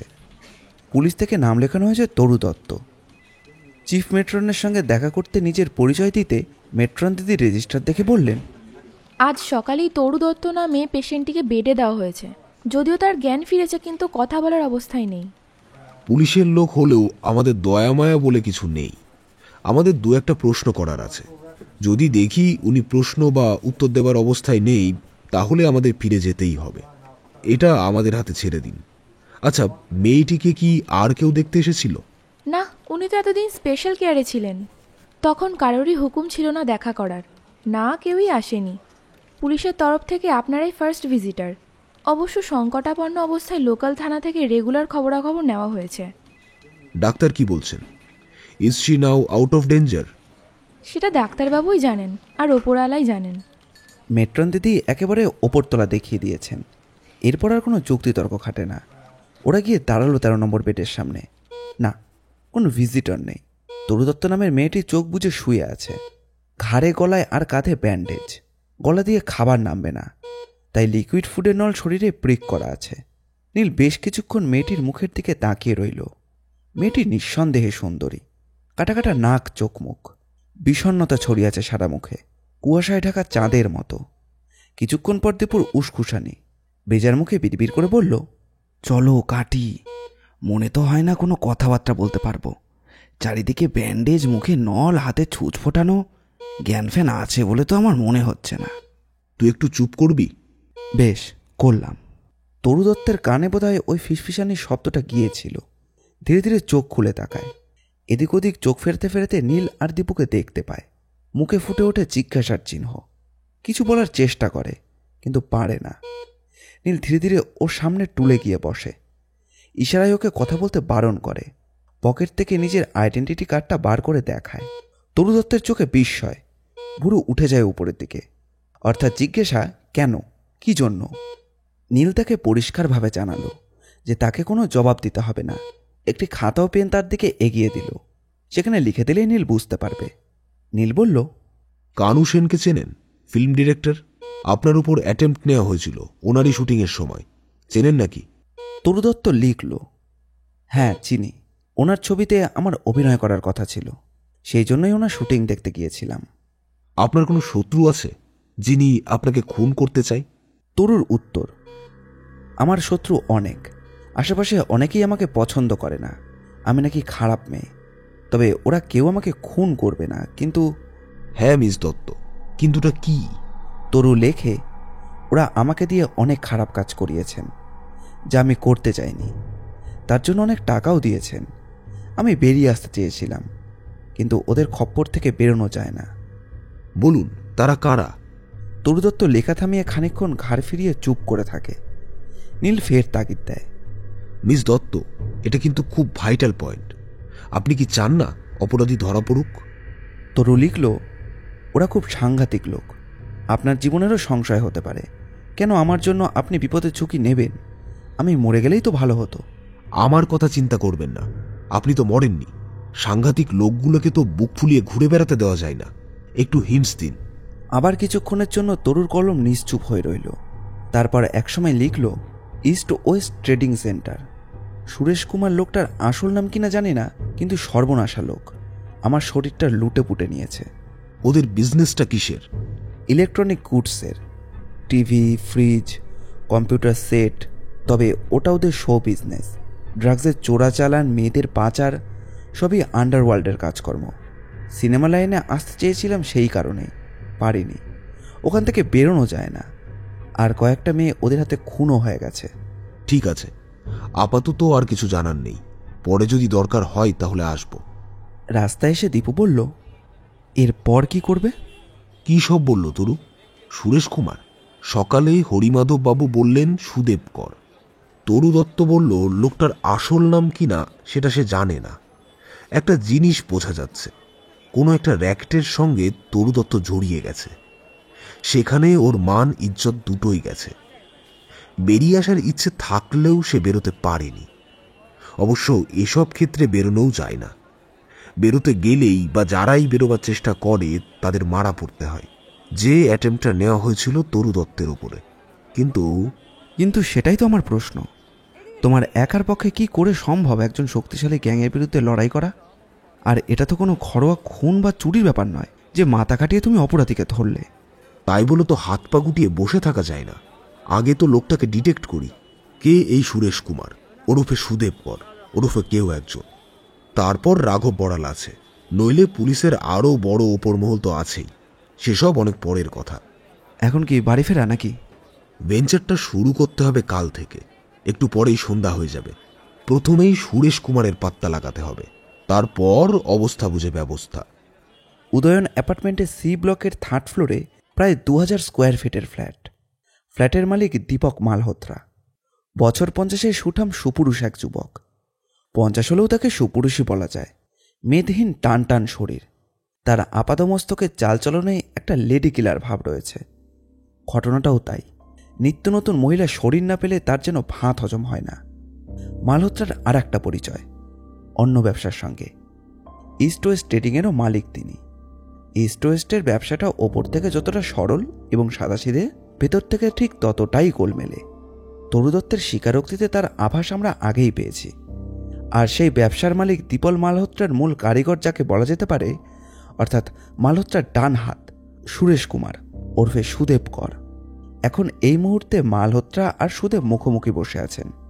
সুদৃশ্য টিপয়ের ওপর সাজানো মদ্যপানের সামগ্রী। মালহোত্রার মেজাজ আজ তেমন একটা ভালো নেই এবং সুদীপ রীতিমতো বিব্রত। মালহোত্রার ক্রুদ্ধ এবং চাপা হুঙ্কার শোনা যায়। দিন তুমি একটা অপদার্থ হয়ে যাচ্ছ সুদেব। এরকম একটা রিস্কি অ্যান্ড ইম্পর্টেন্ট কাজ তোমার হাত থেকে মিস হয়ে যাবে, এটা আমি কল্পনা করতে পারছি না। চুপ করে আছো কেন? Just answer me. নেশারক্তিম চোখে একবার মালহোত্রার দিকে তাকিয়ে সুদেব বলে, আমার দিক থেকে কোনো ত্রুটি হয়নি স্যার। এইখানেই তো আমার কনফিউশন। আমি মানছি তরুকে আমার খুবই ভালো লাগতো। সত্যি কথা বলতে কি, আপনারও ওকে ভালো লাগতো। কে আমার বেশি দিন ভালো লাগে না, এটা তুমি ভালো করেই জানো। সেই জন্যই তরুকে মারতে পারলে না? না স্যার, একটা মেয়ের জন্য আপনার সঙ্গে আমি বেইমানি করব না। একটা মেয়ে গেলে আরও অনেক মেয়ে আসবে, কিন্তু আপনার কোনো ক্ষতি, মানে আপনার একেবারে শেষ হয়ে যাওয়া, যে ডালে বসে আছি সেই ডাল কাটবো, এত বোকা আমি নই স্যার। তাহলে এই ঘটনাটা ঘটলো কেন? আমার কনফিউশন তো সেখানেই। শুটিং স্পটে তরু যেখানে দাঁড়িয়েছিল, বুলেট মণ্ডলও সেখানেই ছিল। বুলেটের লোক ঠিক সময়ে গলির আলো নিভিয়েও দিয়েছিল। কিন্তু আশ্চর্যের ব্যাপার, অন্ধকার হওয়ার সঙ্গে সঙ্গে তরুর চিৎকারও আমি শুনতে পাই। ভেবেছিলাম কাজ হয়ে গিয়েছে, কিন্তু বুলেট এসে শোনালো অন্য কথা। হ্যাঁ, তোমাকে বুলেট শোনালো ভিড় ঠেলে তরুর কাছে পৌঁছবার আগেই কেউ ওকে মেরে দিয়ে চলে গেছে। তাতেও তোমার কোনো আপত্তি ছিল না। কিন্তু যে লোকটা ওকে মেরেছিল সে একটা আনাড়ি, আর আনাড়ি শিকারীরা কখনো শিকার করতে পারে না। এবার কি হবে? তরু এখন হসপিটালে এবং পুলিশের হেফাজতে। ভেন্টিলেশন থেকে নিয়ে এসে ওকে জেনারেল বেডে দিয়েছে। এরপর শুরু হবে পুলিশ ইন্টারোগেশন এবং তরু দত্ত আমাদের সমস্ত খবর পুলিশের হাতে তুলে দেবে, কারণ ও আমাদের সাথে থাকতে চাইছিল না। আমাদের নারী নক্ষত্র জানতে ওর বিন্দু বিসর্গ দেরি হবে না। ভেবেছো এসব কথা? ভেবেছি স্যার। আমার লোকও ফিট করা হয়ে গিয়েছে। রাতের ডিউটিতে থাকে দুজন ওয়ার্ড বয়কে টাকা দিয়ে কিনে নিয়েছি আমরা। তরুর জ্ঞান ফেরার আগেই ওকে ওর বেড়েই শেষ করে দেব। এবার আর মিস হবে না স্যার। তোমার ওই পাঠা বুলেটকে দিয়ে কোনো বড় কাজ করা যাবে না। শুয়োরটা মাল খেয়ে খেয়ে একেবারে শেষ হয়ে যাচ্ছে। যাকগে, আমি যতদূর খবর নিয়েছি, মানে রাতের দিকে ডিউটিতে থাকা চিফ মেট্রান আজ কি কালকের মধ্যে তোর জ্ঞান ফিরে আসবে। আজ রাতেই কাজ শেষ হয়ে যাবে স্যার, আপনি নিশ্চিত থাকুন। অক্সিজেন মাস্ক থাকলে অনেকটা সুবিধে হতো, কিন্তু সেটাও খুলে দিয়েছে। চিন্তা করবেন না স্যার, যে ছেলেটি যাবে ওয়ার্ড বয় সেজেই যাবে। ছুরি চালাতে ওস্তাদ। একটা জ্ঞানহীন নিঃসারে পড়ে থাকা মেয়ের গলায় একটা পোঁচ টানতে বেশি সময় লাগবে না। আমি কোনো বিকটক শুনতে চাই না। আজ রাতের মধ্যে কাজ শেষ করবে। তরু কিন্তু আমাদের পক্ষে খুব ডেঞ্জারাস। আমাদের আন্ডারওয়ার্ল্ড কারবারের কথা আমাদের হোল ইন্ডিয়াতে ছড়া অফিসগুলোর ঠিকানা যদি পুলিশের কাছে ফাঁস করে দেয়, বুঝতে পারছো কিছু? হয়ে যাবে স্যার, কাল সকালেই আপনি গুড নিউজ পাবেন। তবে এই খেলাটাতে একটু বেশি টাকা দিতে হবে। ও একজন ওয়ার্ড বয় কিলার, বুলেটের খুব পরিচিত আর বিশ্বস্ত। এর পরের কাজটা কি হবে জানো? জানি স্যার, এতদিন আপনার সঙ্গে আছি, এটুকু তো জানবই, তাই না? মারানা ছেলেটির কোপড়িতে দানা পড়বে কে? বুলেট নিজে। তবে আজ রাত্রে আমার কিন্তু বাইরে থাকা উচিত হবে না স্যার। কেন? তুমি তো কোনো স্পটেই থাকছো না, তাহলে ভয়টা কিসের? আছে স্যার, পুলিশের এক একটি খোঁচর এক একটি শয়তান। ওরাও স্যার চারিদিকে ছড়িয়ে আছে। এক রাতে দুটো খুন নিজের একটা অ্যালিবাই করে রাখতে হবে না? ঠিক আছে, থাকাটা কোনো প্রবলেম নয়, কিন্তু আমি কাল সকালেই দুটো গুড নিউজ চাই। তোমার আর একটা পেগ নেবার ইচ্ছে হলে নিতে পারো। আমি শুতে যাচ্ছি স্যার। আবার কি হলো? শম্পা মেয়েটা তো এখনো আপনার এখানেই আছে। তুমি ক্রমশ ভাদুরে কুত্তা হয়ে যাচ্ছ। শম্পাকে নিয়ে পাশের ঘরে চলে যাও। ওটাকে আর কখনো আমার কাছে পাঠাবে না। এটো মাল আমি কখনো ছুঁই না। মালতরা টলতে টলতে নিজের ঘরে চলে যান। সুদেব উঠে পড়ে শম্পার খোঁজে। বেলা 10টার টিভি নিউজটা শুনে দীপু তরাক করে লাফিয়ে ওঠে। নীলদা, নীলদা, শিগগিরি এসো, শিগগিরি। ওদের 10টার মধ্যে বেরোবার কথা ছিল। নীল তৈরি হয়ে নিচ্ছিল। আজ ওদের ইস্ট ওয়েস্ট স্টেটিংয়ে ঠু মারার কথা। দীপুর চিৎকারে চুল আঁচড়াতে আঁচড়াতে ড্রয়িং রুম থেকে বেরিয়ে এলো নীল। চেঁচাচ্ছিস কেন এত? আমাদের আরও সজাগ হওয়া উচিত ছিল। হলোটা কি বলবি তো? আরে ওই দিকটায় দেখো, টিভির ব্রেকিং নিউজটা দেখো আগে। ব্রেকিং নিউজের স্লাইড থেকে চলছে নৃশংস হত্যাকাণ্ড। কলকাতার এক নামী সরকারি হাসপাতালে তরু নামের এক মুমূর্ষু রোগীকে রাতে নির্জনতার সুযোগে গলা ফাঁসিয়ে খুন করা হয়েছে। এখনও পর্যন্ত কোনো আততায়ী ধরা পড়েনি। পুলিশ তদন্ত শুরু করে দিয়েছে। নীলকে বলতে শোনা গেল, অপদার্থ, হোল সিস্টেমটাই গা ছাড়া কাজ করে চলেছে। পুলিশ হেফাজতে থাকা একজন ইম্পর্টেন্ট সাক্ষীকে বেমালুম খুন করে বেরিয়ে গেল। বোগাস। খানিকক্ষণ থম মেরে বসে রইল নীল। একসময় বলল, নিচ থেকে ওপর পর্যন্ত ঘুষের রাজত্ব চলছে। মন্ত্রী থেকে শুরু করে হসপিটালের সামান্য ওয়ার্ড বয়ও ঘুষের সমুদ্রে ভেসে বেড়াচ্ছে। এটা কারা করতে পারে কিছু বুঝতে পারছো? তরু দত্ত বেঁচে থাকলে যাদের সমূহ বিপদ। মানে ইস্ট ওয়েস্ট ট্রেডিং অথরিটি। কিন্তু প্রমাণটা কোথায়? হঠাৎ ফোন বেজে উঠল। Land phone. নীলই ফোনটা তুলল। ওপাশ থেকে বড়ালের কণ্ঠস্বর শোনা গেল। মিস্টার ব্যানার্জি? হ্যাঁ, টিভি নিউজে এইমাত্র শুনলাম। ব্রেকিং নিউজে খবরটা দিয়ে যাচ্ছে। আমি তো আপনাকে আরো একটা খবর দিতে চাইছি, যেটা এখনো টিভিতে আসেনি। শুনি। ওই মেডিকেল কলেজের ফুটে আরো এক যুবকের লাশ পাওয়া গেছে। ক্লোজ রেঞ্জ থেকে মাথায় গুলি করা হয়েছে। মৃত ব্যক্তির হিপ পকেট থেকে একটা 10 ইঞ্চির চাকু পাওয়া গেছে, ফোল্ডিং চাকু। ব্যাপারটা কিছু হৃদয় সঙ্গম হলো না। মৃত ছেলেটির পকেটে তো একটা 10 ইঞ্চির ছুরি পাওয়া গেছে। ইয়েস। আমার অনুমান যদি ভুল না হয়, ওটাই সেই ছুরি যেটা দিয়ে তরু দত্তের গলা ফাঁসানো হয়েছে। ল্যাব টেস্টে আসল খবর বেরিয়ে আসবে। ও, তার মানে আপনি বলছেন? এক্স্যাক্টলি সেটাই। একটা কাঁটা দিয়ে আর একটা কাঁটা উপড়ানো হলো, কিন্তু শেষ কাঁটাটা কি ড্রয়িং রুমে সাজিয়ে রাখা যায়? এরা কখনো খুনের প্রমাণ জিন্দা রাখে না। তার মানে মাস্টার মাইন্ড ধরাছোঁয়ার বাইরেই থেকে যাবে। সেটাই উদ্দেশ্য, কিন্তু এক্ষেত্রে কি সেই উদ্দেশ্য সফল হবে? আপনি এত জোর দিয়ে বলছেন? আপনি ফোনটা রাখুন, আমি কিছুক্ষণের মধ্যেই পিএসে আসছি। দেবার মতো কিছু নিউজ আছে। অলওয়েজ ওয়েলকাম স্যার, তাড়াতাড়ি আসুন। ফোন নামিয়ে রেখে নীল বলল, খুব তাড়াতাড়ি 2টো করে টোস্ট আর একটা এগ পোস আর 2 কাপ ব্ল্যাক কফি। এখনই বেরোতে হবে, দিনু আবার বাজারে বেরিয়ে যাবে। তাড়াতাড়ি যা। মালতরা বললেন, ভেরি গুড নিউজ, তোমার লোক কাজের কাজ করেছে। সুদেব বলল, কিন্তু একটা ইনোসেন্ট ছেলে মারা গেল। ইনোসেন্ট? কে? ওই সুপারি কিলারটা? এরা তো এক একটা কষাই, না আছে শরীরে কোনো দয়া মায়া, না আছে কোনো বোধ বুদ্ধি। টাকা পেলে তোমার আমার যে কোনো লোকের গলায় জবাই করে দিতে পারে। তুমি আবার বলছো রে ইনোসেন্ট। শোনো, একটা কাজ করো, লোকটাকে কত টাকা দেবার কথা হয়েছিল তরুকে মারার জন্য? 80,000। কত অ্যাডভান্স নিয়েছিল? 20। বাকি 60,000 খুচরো নোটে পাঠিয়ে দাও ওর বাড়িতে। কোনো সিরিয়াল নাম্বারের নোট যেন না হয়। তুমি ওই লোকটার থেকেও বড় কষাই। ছেলেটা আমাদের হয়ে একটা কাজ করে দিল, একটা ইম্পর্টেন্ট কাজ। নিজেদের বাঁচার জন্য সেই লোকটাকে আমরাই সাবার করে দিলাম। তার প্রাপ্য টাকাটাও তুমি হজম করে দিতে চাও?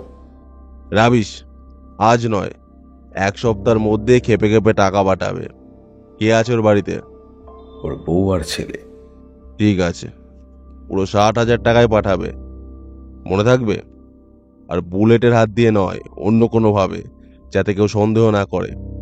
কিন্তু ছেলেটার ঠিকানাটা তো বুলেটই জানে। বুলেটের কাছ থেকে তুমি জানবে, অসুবিধার কি আছে? কিন্তু বুলেট তো হলো কয়েকদিন গা ঢাকা দিয়েছে। যত সব অগামালগুলোই হচ্ছে তোমার বাহিনী। কেন, বুলেটের গা ঢাকা দেওয়ার কি হলো? ও কি স্পটে ছিল? ওর নামের থানায় বিস্তর রেকর্ড রয়েছে। ব্যাস, সঙ্গে সঙ্গে বুলেটকে সন্দেহ করতে আরম্ভ করে দেবে। বরং গা ঢাকা দিলে তো সন্দেহটা ওর উপরে গিয়ে পড়বে।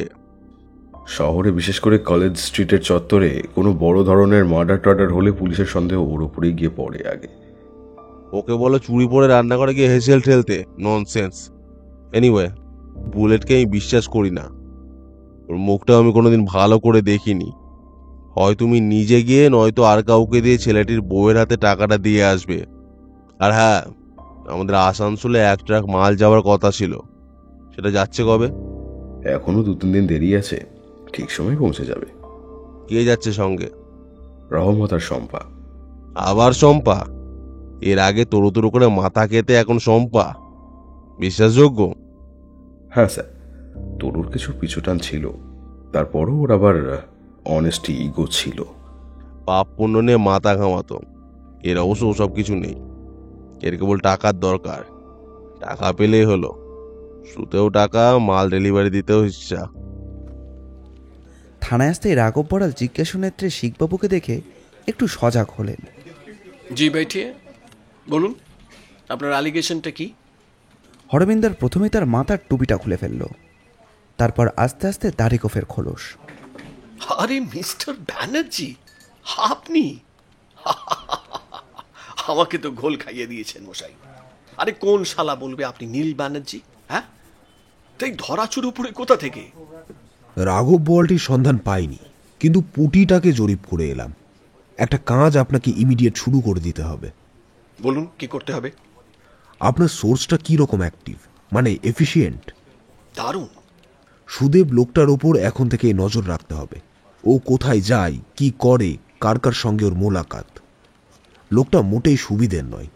লোকটা পারে না এমন কোনো কাজ নেই। মদ্যপ এবং মহিলা সংক্রান্ত ব্যাপারে অত্যন্ত দুর্বল।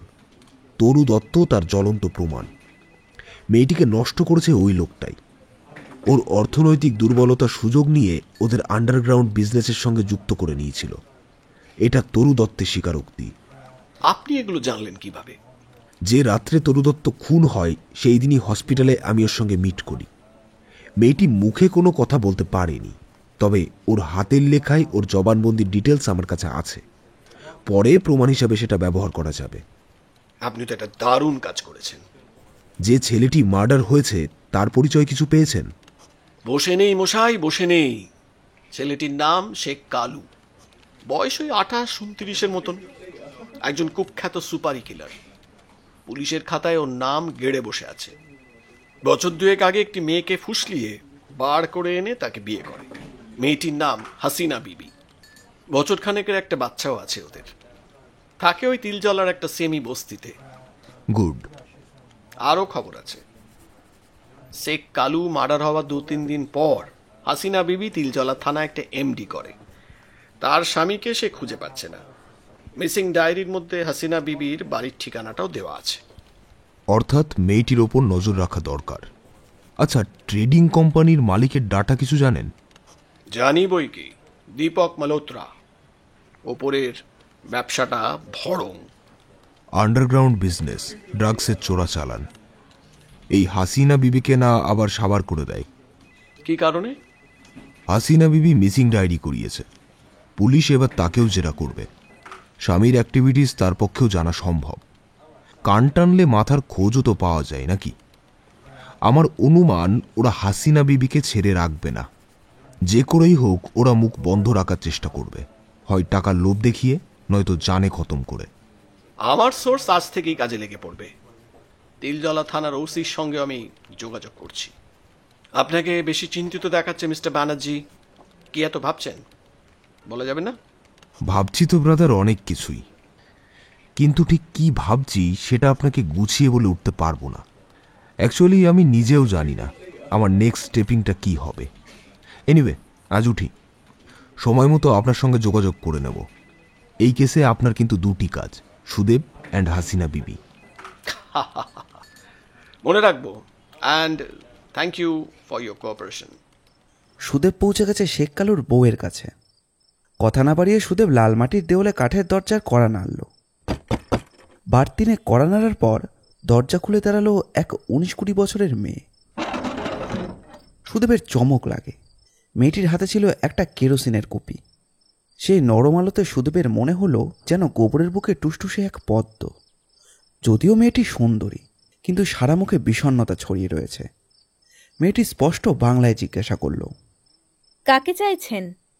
কোনো ফণিতায় না গিয়ে সুদেব বলল, আপনি কি শেখ কালুর বিবি? তীক্ষ্ণ দৃষ্টিতে সুদেবের দিকে তাকিয়ে হাসিনা বলল, আপনাকে তো ঠিক চিনলাম না। কে আপনি? কোথা থেকে আসছেন? আমার স্বামীকে তো আপনি আর পাবেন না। সে তো বেশ কিছুদিন হলো আর বাড়ি ফিরছে না।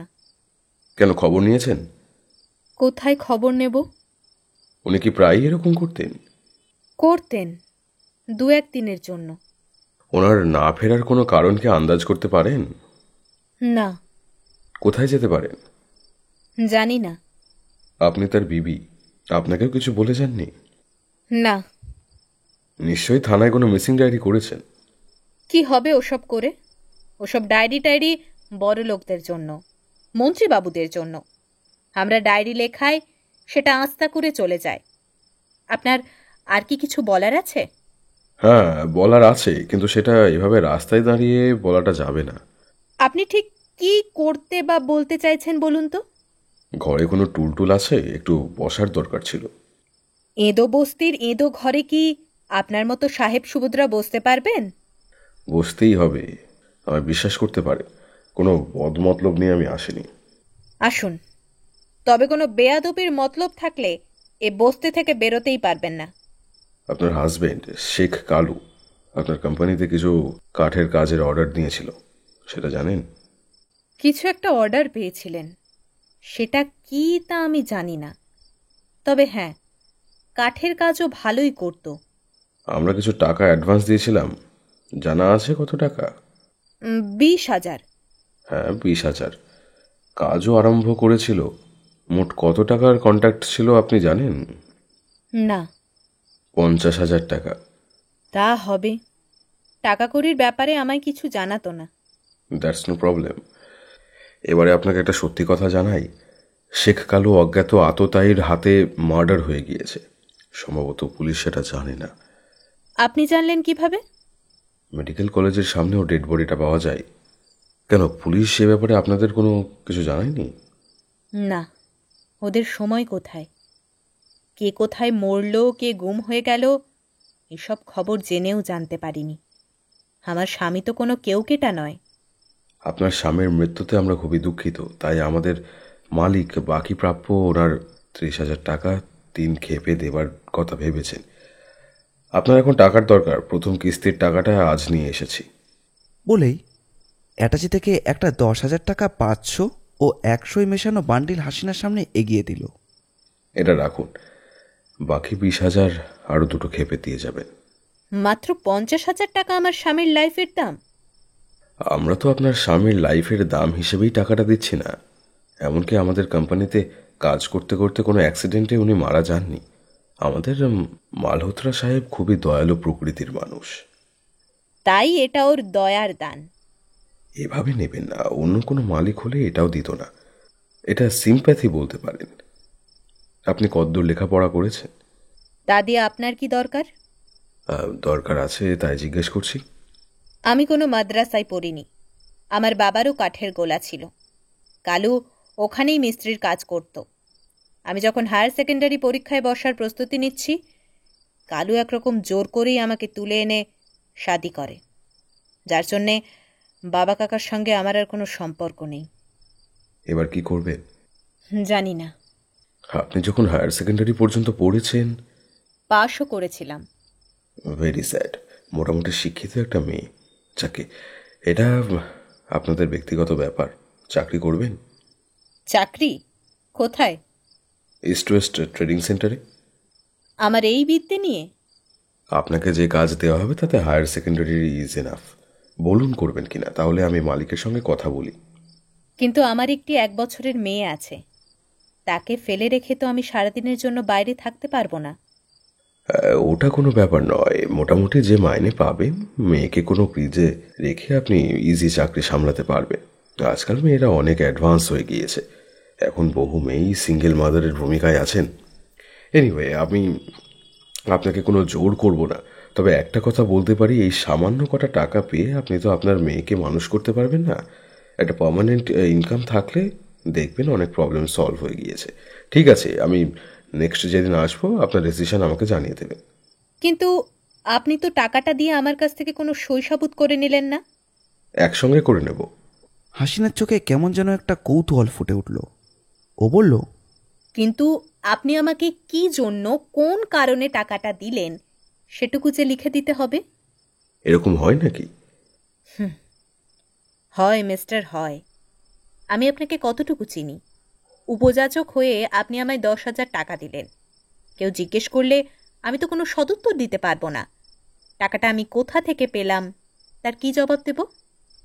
তির্যক দৃষ্টিতে হাসিনার দিকে বেশ কিছুক্ষণ তাকিয়ে থেকে শুধু ভাবল, মেয়েটা কেবল সুন্দরীই নয়, উপস্থিত বুদ্ধিও তার প্রবল। আপনি আমায় বিশ্বাস করেছেন?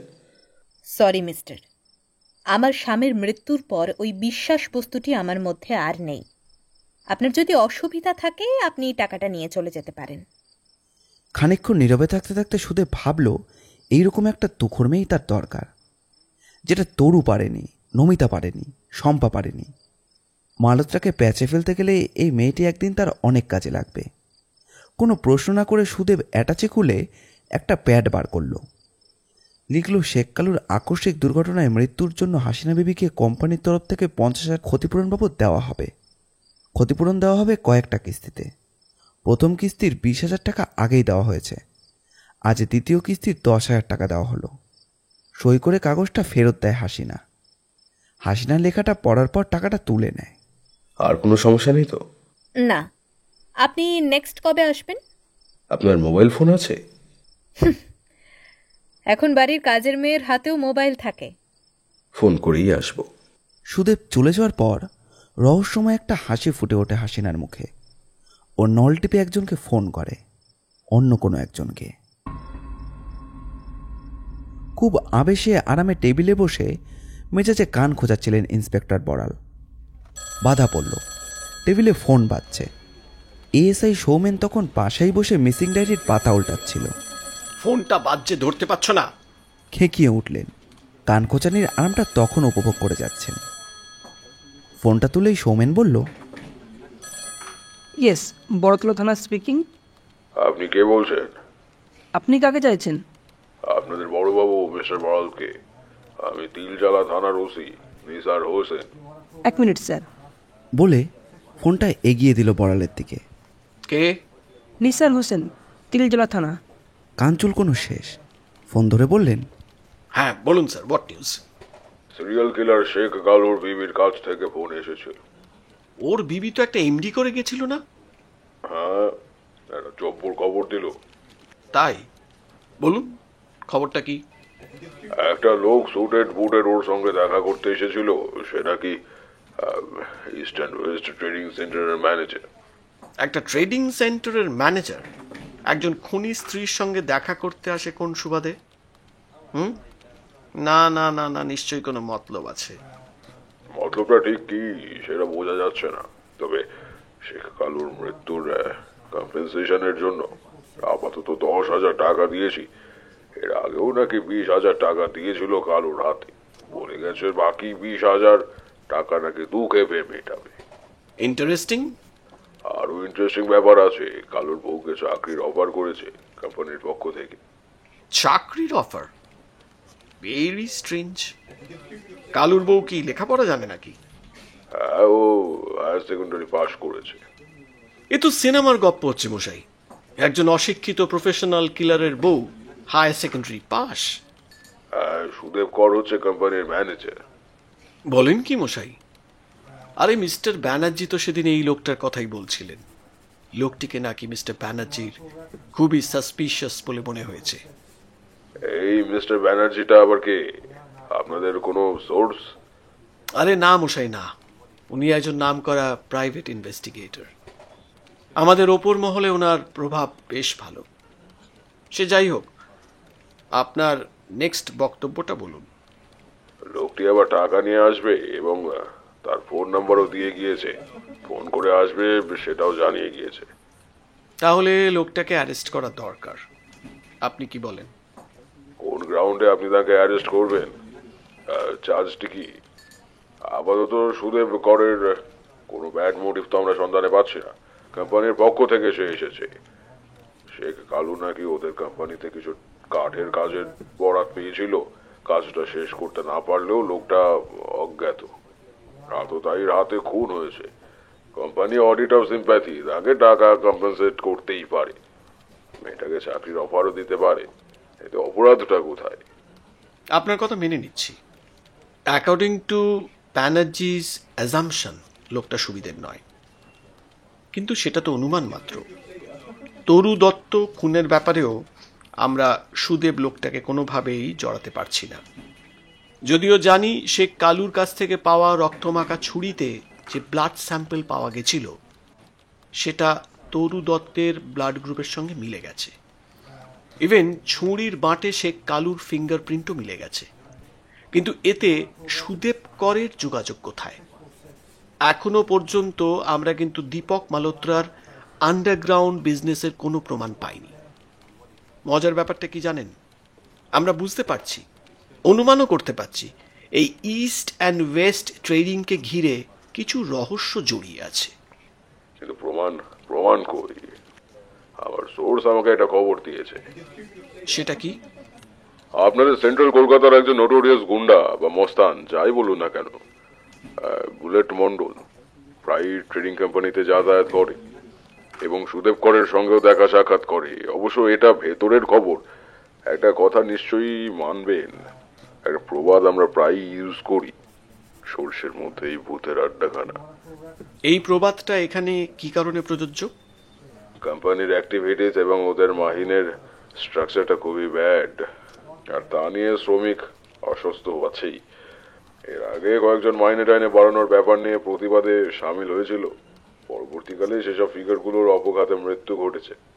কেউ রেলে কাটা পড়েছে, কেউ কিডন্যাপড হয়ে গিয়েছে, কেউ তরু দত্তর মতো হাসপাতালের বিছানায় খুন হয়েছে। আরও একটা ঘটনা আমাদের ভুললে চলবে না। এই তরু দত্তকে একটা সিনেমার শুটিং চলাকালীন খুনের অ্যাটেম্পট নেওয়া হয়েছিল। সেই যাত্রায় বেঁচে গেছিল। এই খবরটা আমার জানা। আপনি কিন্তু একটা কাজ করতে পারেন।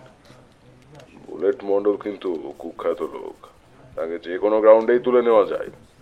যে কোনো একটাকে ইমিডিয়েট তোলাটা খুবই দরকার, নইলে ভেতরের খবর কিছুই পাওয়া যাবে না। কিন্তু নিসার স্যার, বুলেট মন্ডল খুব একটা হেদিপেচি মস্তান কিন্তু নয়। ও একটা পলিটিক্যাল পার্টির ব্যানারের নিচে আছে। আপনার সোর্সদের বলুন নেক্সট কবে সুদেব লোকটা ফের আসে। নিশ্চয়ই হাসিনা বিবি সে খবরটা আগেই দিয়ে দেবে। কারণ নিজেরও তো প্রাণের ভয় রয়েছে। তাছাড়া একজন দাগি খুনির বউ যতই ইনোসেন্ট হোক, পুলিশের হ্যারাসমেন্ট থেকে পার পাবে না। ওয়েল, আমি একটু ব্যানার্জির সঙ্গে সমস্ত ব্যাপারটা নিয়ে আলোচনা করি। লোকটার বুদ্ধির আমি প্রশংসা করি। বড়াল ফোন রেখে খানিকক্ষণ ঘুম মেরে মাথা নিচু করে বসে রইল। আপনি কি হাল ছেড়ে দিচ্ছেন? কেসটা কিন্তু বেশ ইন্টারেস্টিং।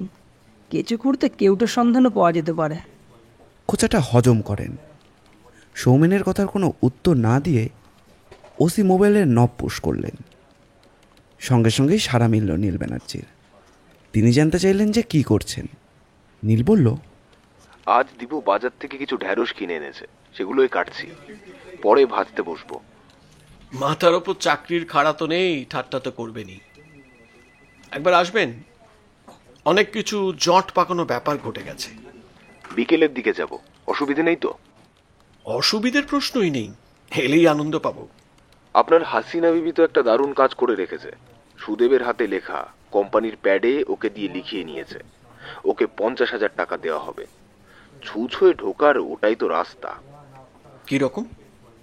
একটা কোম্পানি 50,000 টাকা কম্পেনসেশন দিতে চাইছে, সঙ্গে চাকরির অফার। কিন্তু কেন? শেখ কালুর ব্যাকগ্রাউন্ডের কোনো খোঁজ নিয়েছেন? আদপেই কি সে কোনো কার্পেন্টার? আগে কি কোথাও ছুতোর মিস্ত্রির কাজ করেছিল? একটা দাগি খুনি কাঠের কাজ করে, আবার টাকা নিয়ে খুনও করে। A man in dual character. সেটা কে বলছে? East and west company. আর বলছে তার বিবি। কতটা সত্যি আছে সেটা খোঁজ করুন। ধরা গেল কোম্পানির কাঠের কাজের বরাত পেয়েছিল, কিন্তু তার কোনো ব্যাকগ্রাউন্ড সিকিউরিটি নেই। ফার্স্ট লটেই 20,000 টাকার অ্যাডভান্স পেয়ে গেল। এটা বাস্তব। তারপর সেই লোকটা হলো খুন। এর জন্য কোম্পানি দায়ী নয়। ওই রকম কুখ্যাত লোকের শত্রু থাকার কোনো অভাব নেই। রাস্তায় সে খুন হলো।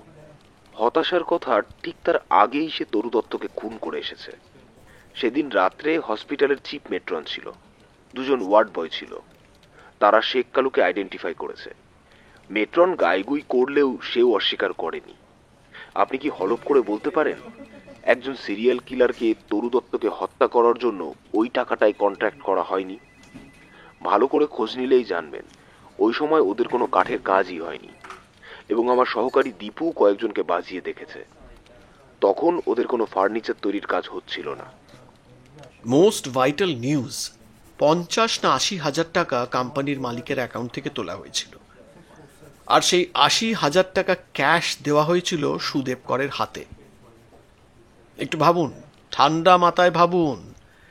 আজ চাকরির বাজার যেখানে এত মন্দা, সেখানে শেখ কালুর সাধারণ শিক্ষিতা একটা মেয়েকে দুম করে চাকরির অফার দেওয়া, না মশাই, ব্যাপারটাকে আমি এত সহজভাবে মেনে নিতে পারছি না।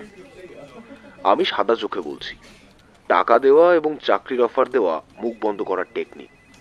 আর এ সত্ত্বেও যদি কালুর বউ কিছু বলে টলে দেয়, ওর লাইফও কিন্তু ইন্টু ডেঞ্জার। আপাতত কি? বুলেট মন্ডলকে ইমিডিয়েট তুলুন। ও কিন্তু ওদের হয়ে কাজ করে, এটা আমি জানি। কিন্তু পার্টির পোষা গুন্ডা, তাই তো?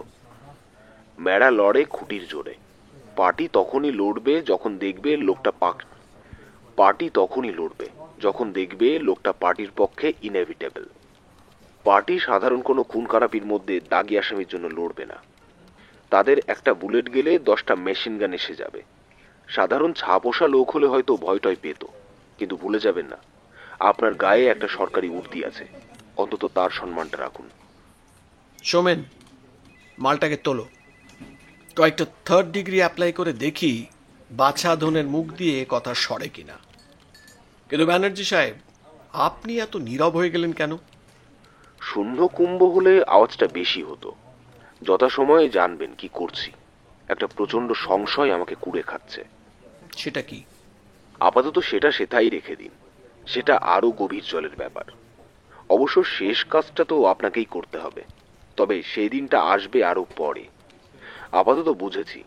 ঠিক আছে, আমি স্টেপ নিচ্ছি। তার আগে বলুন তো, শেখ কালুর ডেরা, এক্সাক্ট ঠিকানাটা। কেন, যাবেন নাকি? জানি না, আমায় ঠিকানাটা দিন। ঠিকানা লিখে নিয়ে উঠে পড়ল নীল। মানালিতে 15 দিনে শুটিং সেরে কলকাতায় পৌঁছেই নীলকে ফোন করলো কানু সেন। কেমন আছিস? নীল তখন সবে সকালের কফিতে চুমুক দিতে যাচ্ছে। কানু সেনের গলা পেয়েও জিজ্ঞাসা করলো, তোর সিমলা শুটিং শেষ? হ্যাঁ রে, আজই কলকাতা ফিরেছি। কিন্তু কাজকর্মের পরে দিনের শেষে মালের বোতল খুলে বসলেই তোর কথা মনে হতো। আমার কথা মনে হতো? হাসালি। আমার চেয়ে কোনো মেয়ের কথা মনে করলে গ্লাসে চুমুক দিয়ে অনেক বেশি রোমাঞ্চ হতো। সন্ধেগুলো নষ্ট করছিস বল? না রে, আমার কেবলই মনে হচ্ছিল একটা বিশ্রী কেসের মুখে তোকে ফেলে দিয়ে এসে আমি এখানে শুটিং করে চলেছি। আমার জন্য তোকে একটা ঝামেলার মধ্যে জড়িয়ে যেতে হয়েছে। দূর বোকা, ওটা যেমন তোর কাজ, একটা ছবি শেষ করতে পারলে তোর যেমন আনন্দ হয় আমারও ঠিক তাই। একটা জটিল কেস সলভ করতে পারলে আমিও মানসিকভাবে তৃপ্তি পাই। সে তুই যাই বলিস, আমার চেয়ে তোর কাজটা অনেক বেশি শক্ত, at the same time risky. কতদূর এগুলি বল। বলবো রে বলবো, আগে তো জালটা গুটোই। জাল গুটোবার সময় হয়ে গিয়েছে বলছিস? না, সেটা বলতে পারছি না। তবে তরু, ও হ্যাঁ, তুই শুনেছিস কি না জানি না, হসপিটালের বেডে কেউ একজন কালু শেখ ওকে মার্ডার করে গেছে। তবে মরার আগে কিন্তু ইম্পর্টেন্ট কিছু ক্লু দিয়ে গেছে, সেটা পরে কাজে লাগবে। তরুকে শেষ পর্যন্ত মরতেই হলো? যে দেশে 80% জন লোক ঘুষ খাবার জন্য মুখ উঁচিয়ে থাকে, সেখানে একটা তরু দত্তকে বাঁচানো খুবই শক্ত। তরু দত্তর খুন হবারই ছিল, কিছু করার ছিল না। বেঁচে হসপিটাল থেকে বেরোতে পারলেও রাস্তাঘাটে যেখানে সেখানে ওকে খুন হতে হতো। একটা ড্রাগ মাফিয়ার চক্রে জড়িয়ে গিয়েছিল। কিন্তু একটা ব্যাপার এখনো আমার কাছে ধোঁয়াশা, কে ওকে খুন করতে চেয়েছিল? সুদেব, মালত্রার কালো হাত, নাকি অন্য কেউ? সে কি? জানি না রে, জানি না, কিছুই বুঝতে পারছি না। সন্দেহটা তোর হচ্ছে কেন? কোনো প্রফেশনাল খুনি হলে শুটিং স্পটেই ও খুন হতো। হায়ার্ড কিলাররা টাকা নিয়ে ওকে খুন করে, তাদের নিশানা অব্যর্থ। কিন্তু এই অ্যাটেম্পটা মিস কেন? যেটা তো হওয়ার কথা নয়। সেটা হয়তো ওর বরাত ওকে বাঁচিয়ে দিয়েছিল। বরাত বলছিস? কে জানে, হয়তো তাই হবে। কিন্তু থামলি কেন? কিন্তুটা কি? ওই খটকা, হয়তো আমি কোথাও ভুল করছি। দেখা যাক শেষ কথা কি বলে। যাকগে, আমার ল্যান্ড ফোন বাজছে, সময় পেলে একদিন আসিস, ফোন করে আসবি। ঠিক আছে, তুই ফোন ধরকে যা। মোবাইল বন্ধ করে ও ল্যান্ড ফোনটা গিয়ে তুলল। ইয়েস, নীল ব্যানার্জি স্পিকিং। খটকাটার কি সত্যিই কোনো কারণ রয়েছে, নাকি এটি নীলের কোনো অবাস্তবিক চিন্তা? জানতে হলে শুনতে থাকুন গল্পের দ্বিতীয় অংশ। দ্বিতীয় অংশটি 2 দিনের মধ্যে আমাদের চ্যানেলেই আপলোড করা হবে। প্রথম পর্ব ভালো লাগলে অবশ্যই লাইক এবং কীরকম লাগলো সেটি কমেন্ট করে জানাবেন। এরকম গোয়েন্দা গল্প আমরা প্রায়ই নিয়ে আসি। আমাদের চ্যানেলটিকে সাবস্ক্রাইব করে রাখবেন এবং দ্রুত আপডেট পেতে বেল আইকন অল করে দেবেন। আপনাদের ভালোবাসা একান্ত কাম্য। ধন্যবাদ।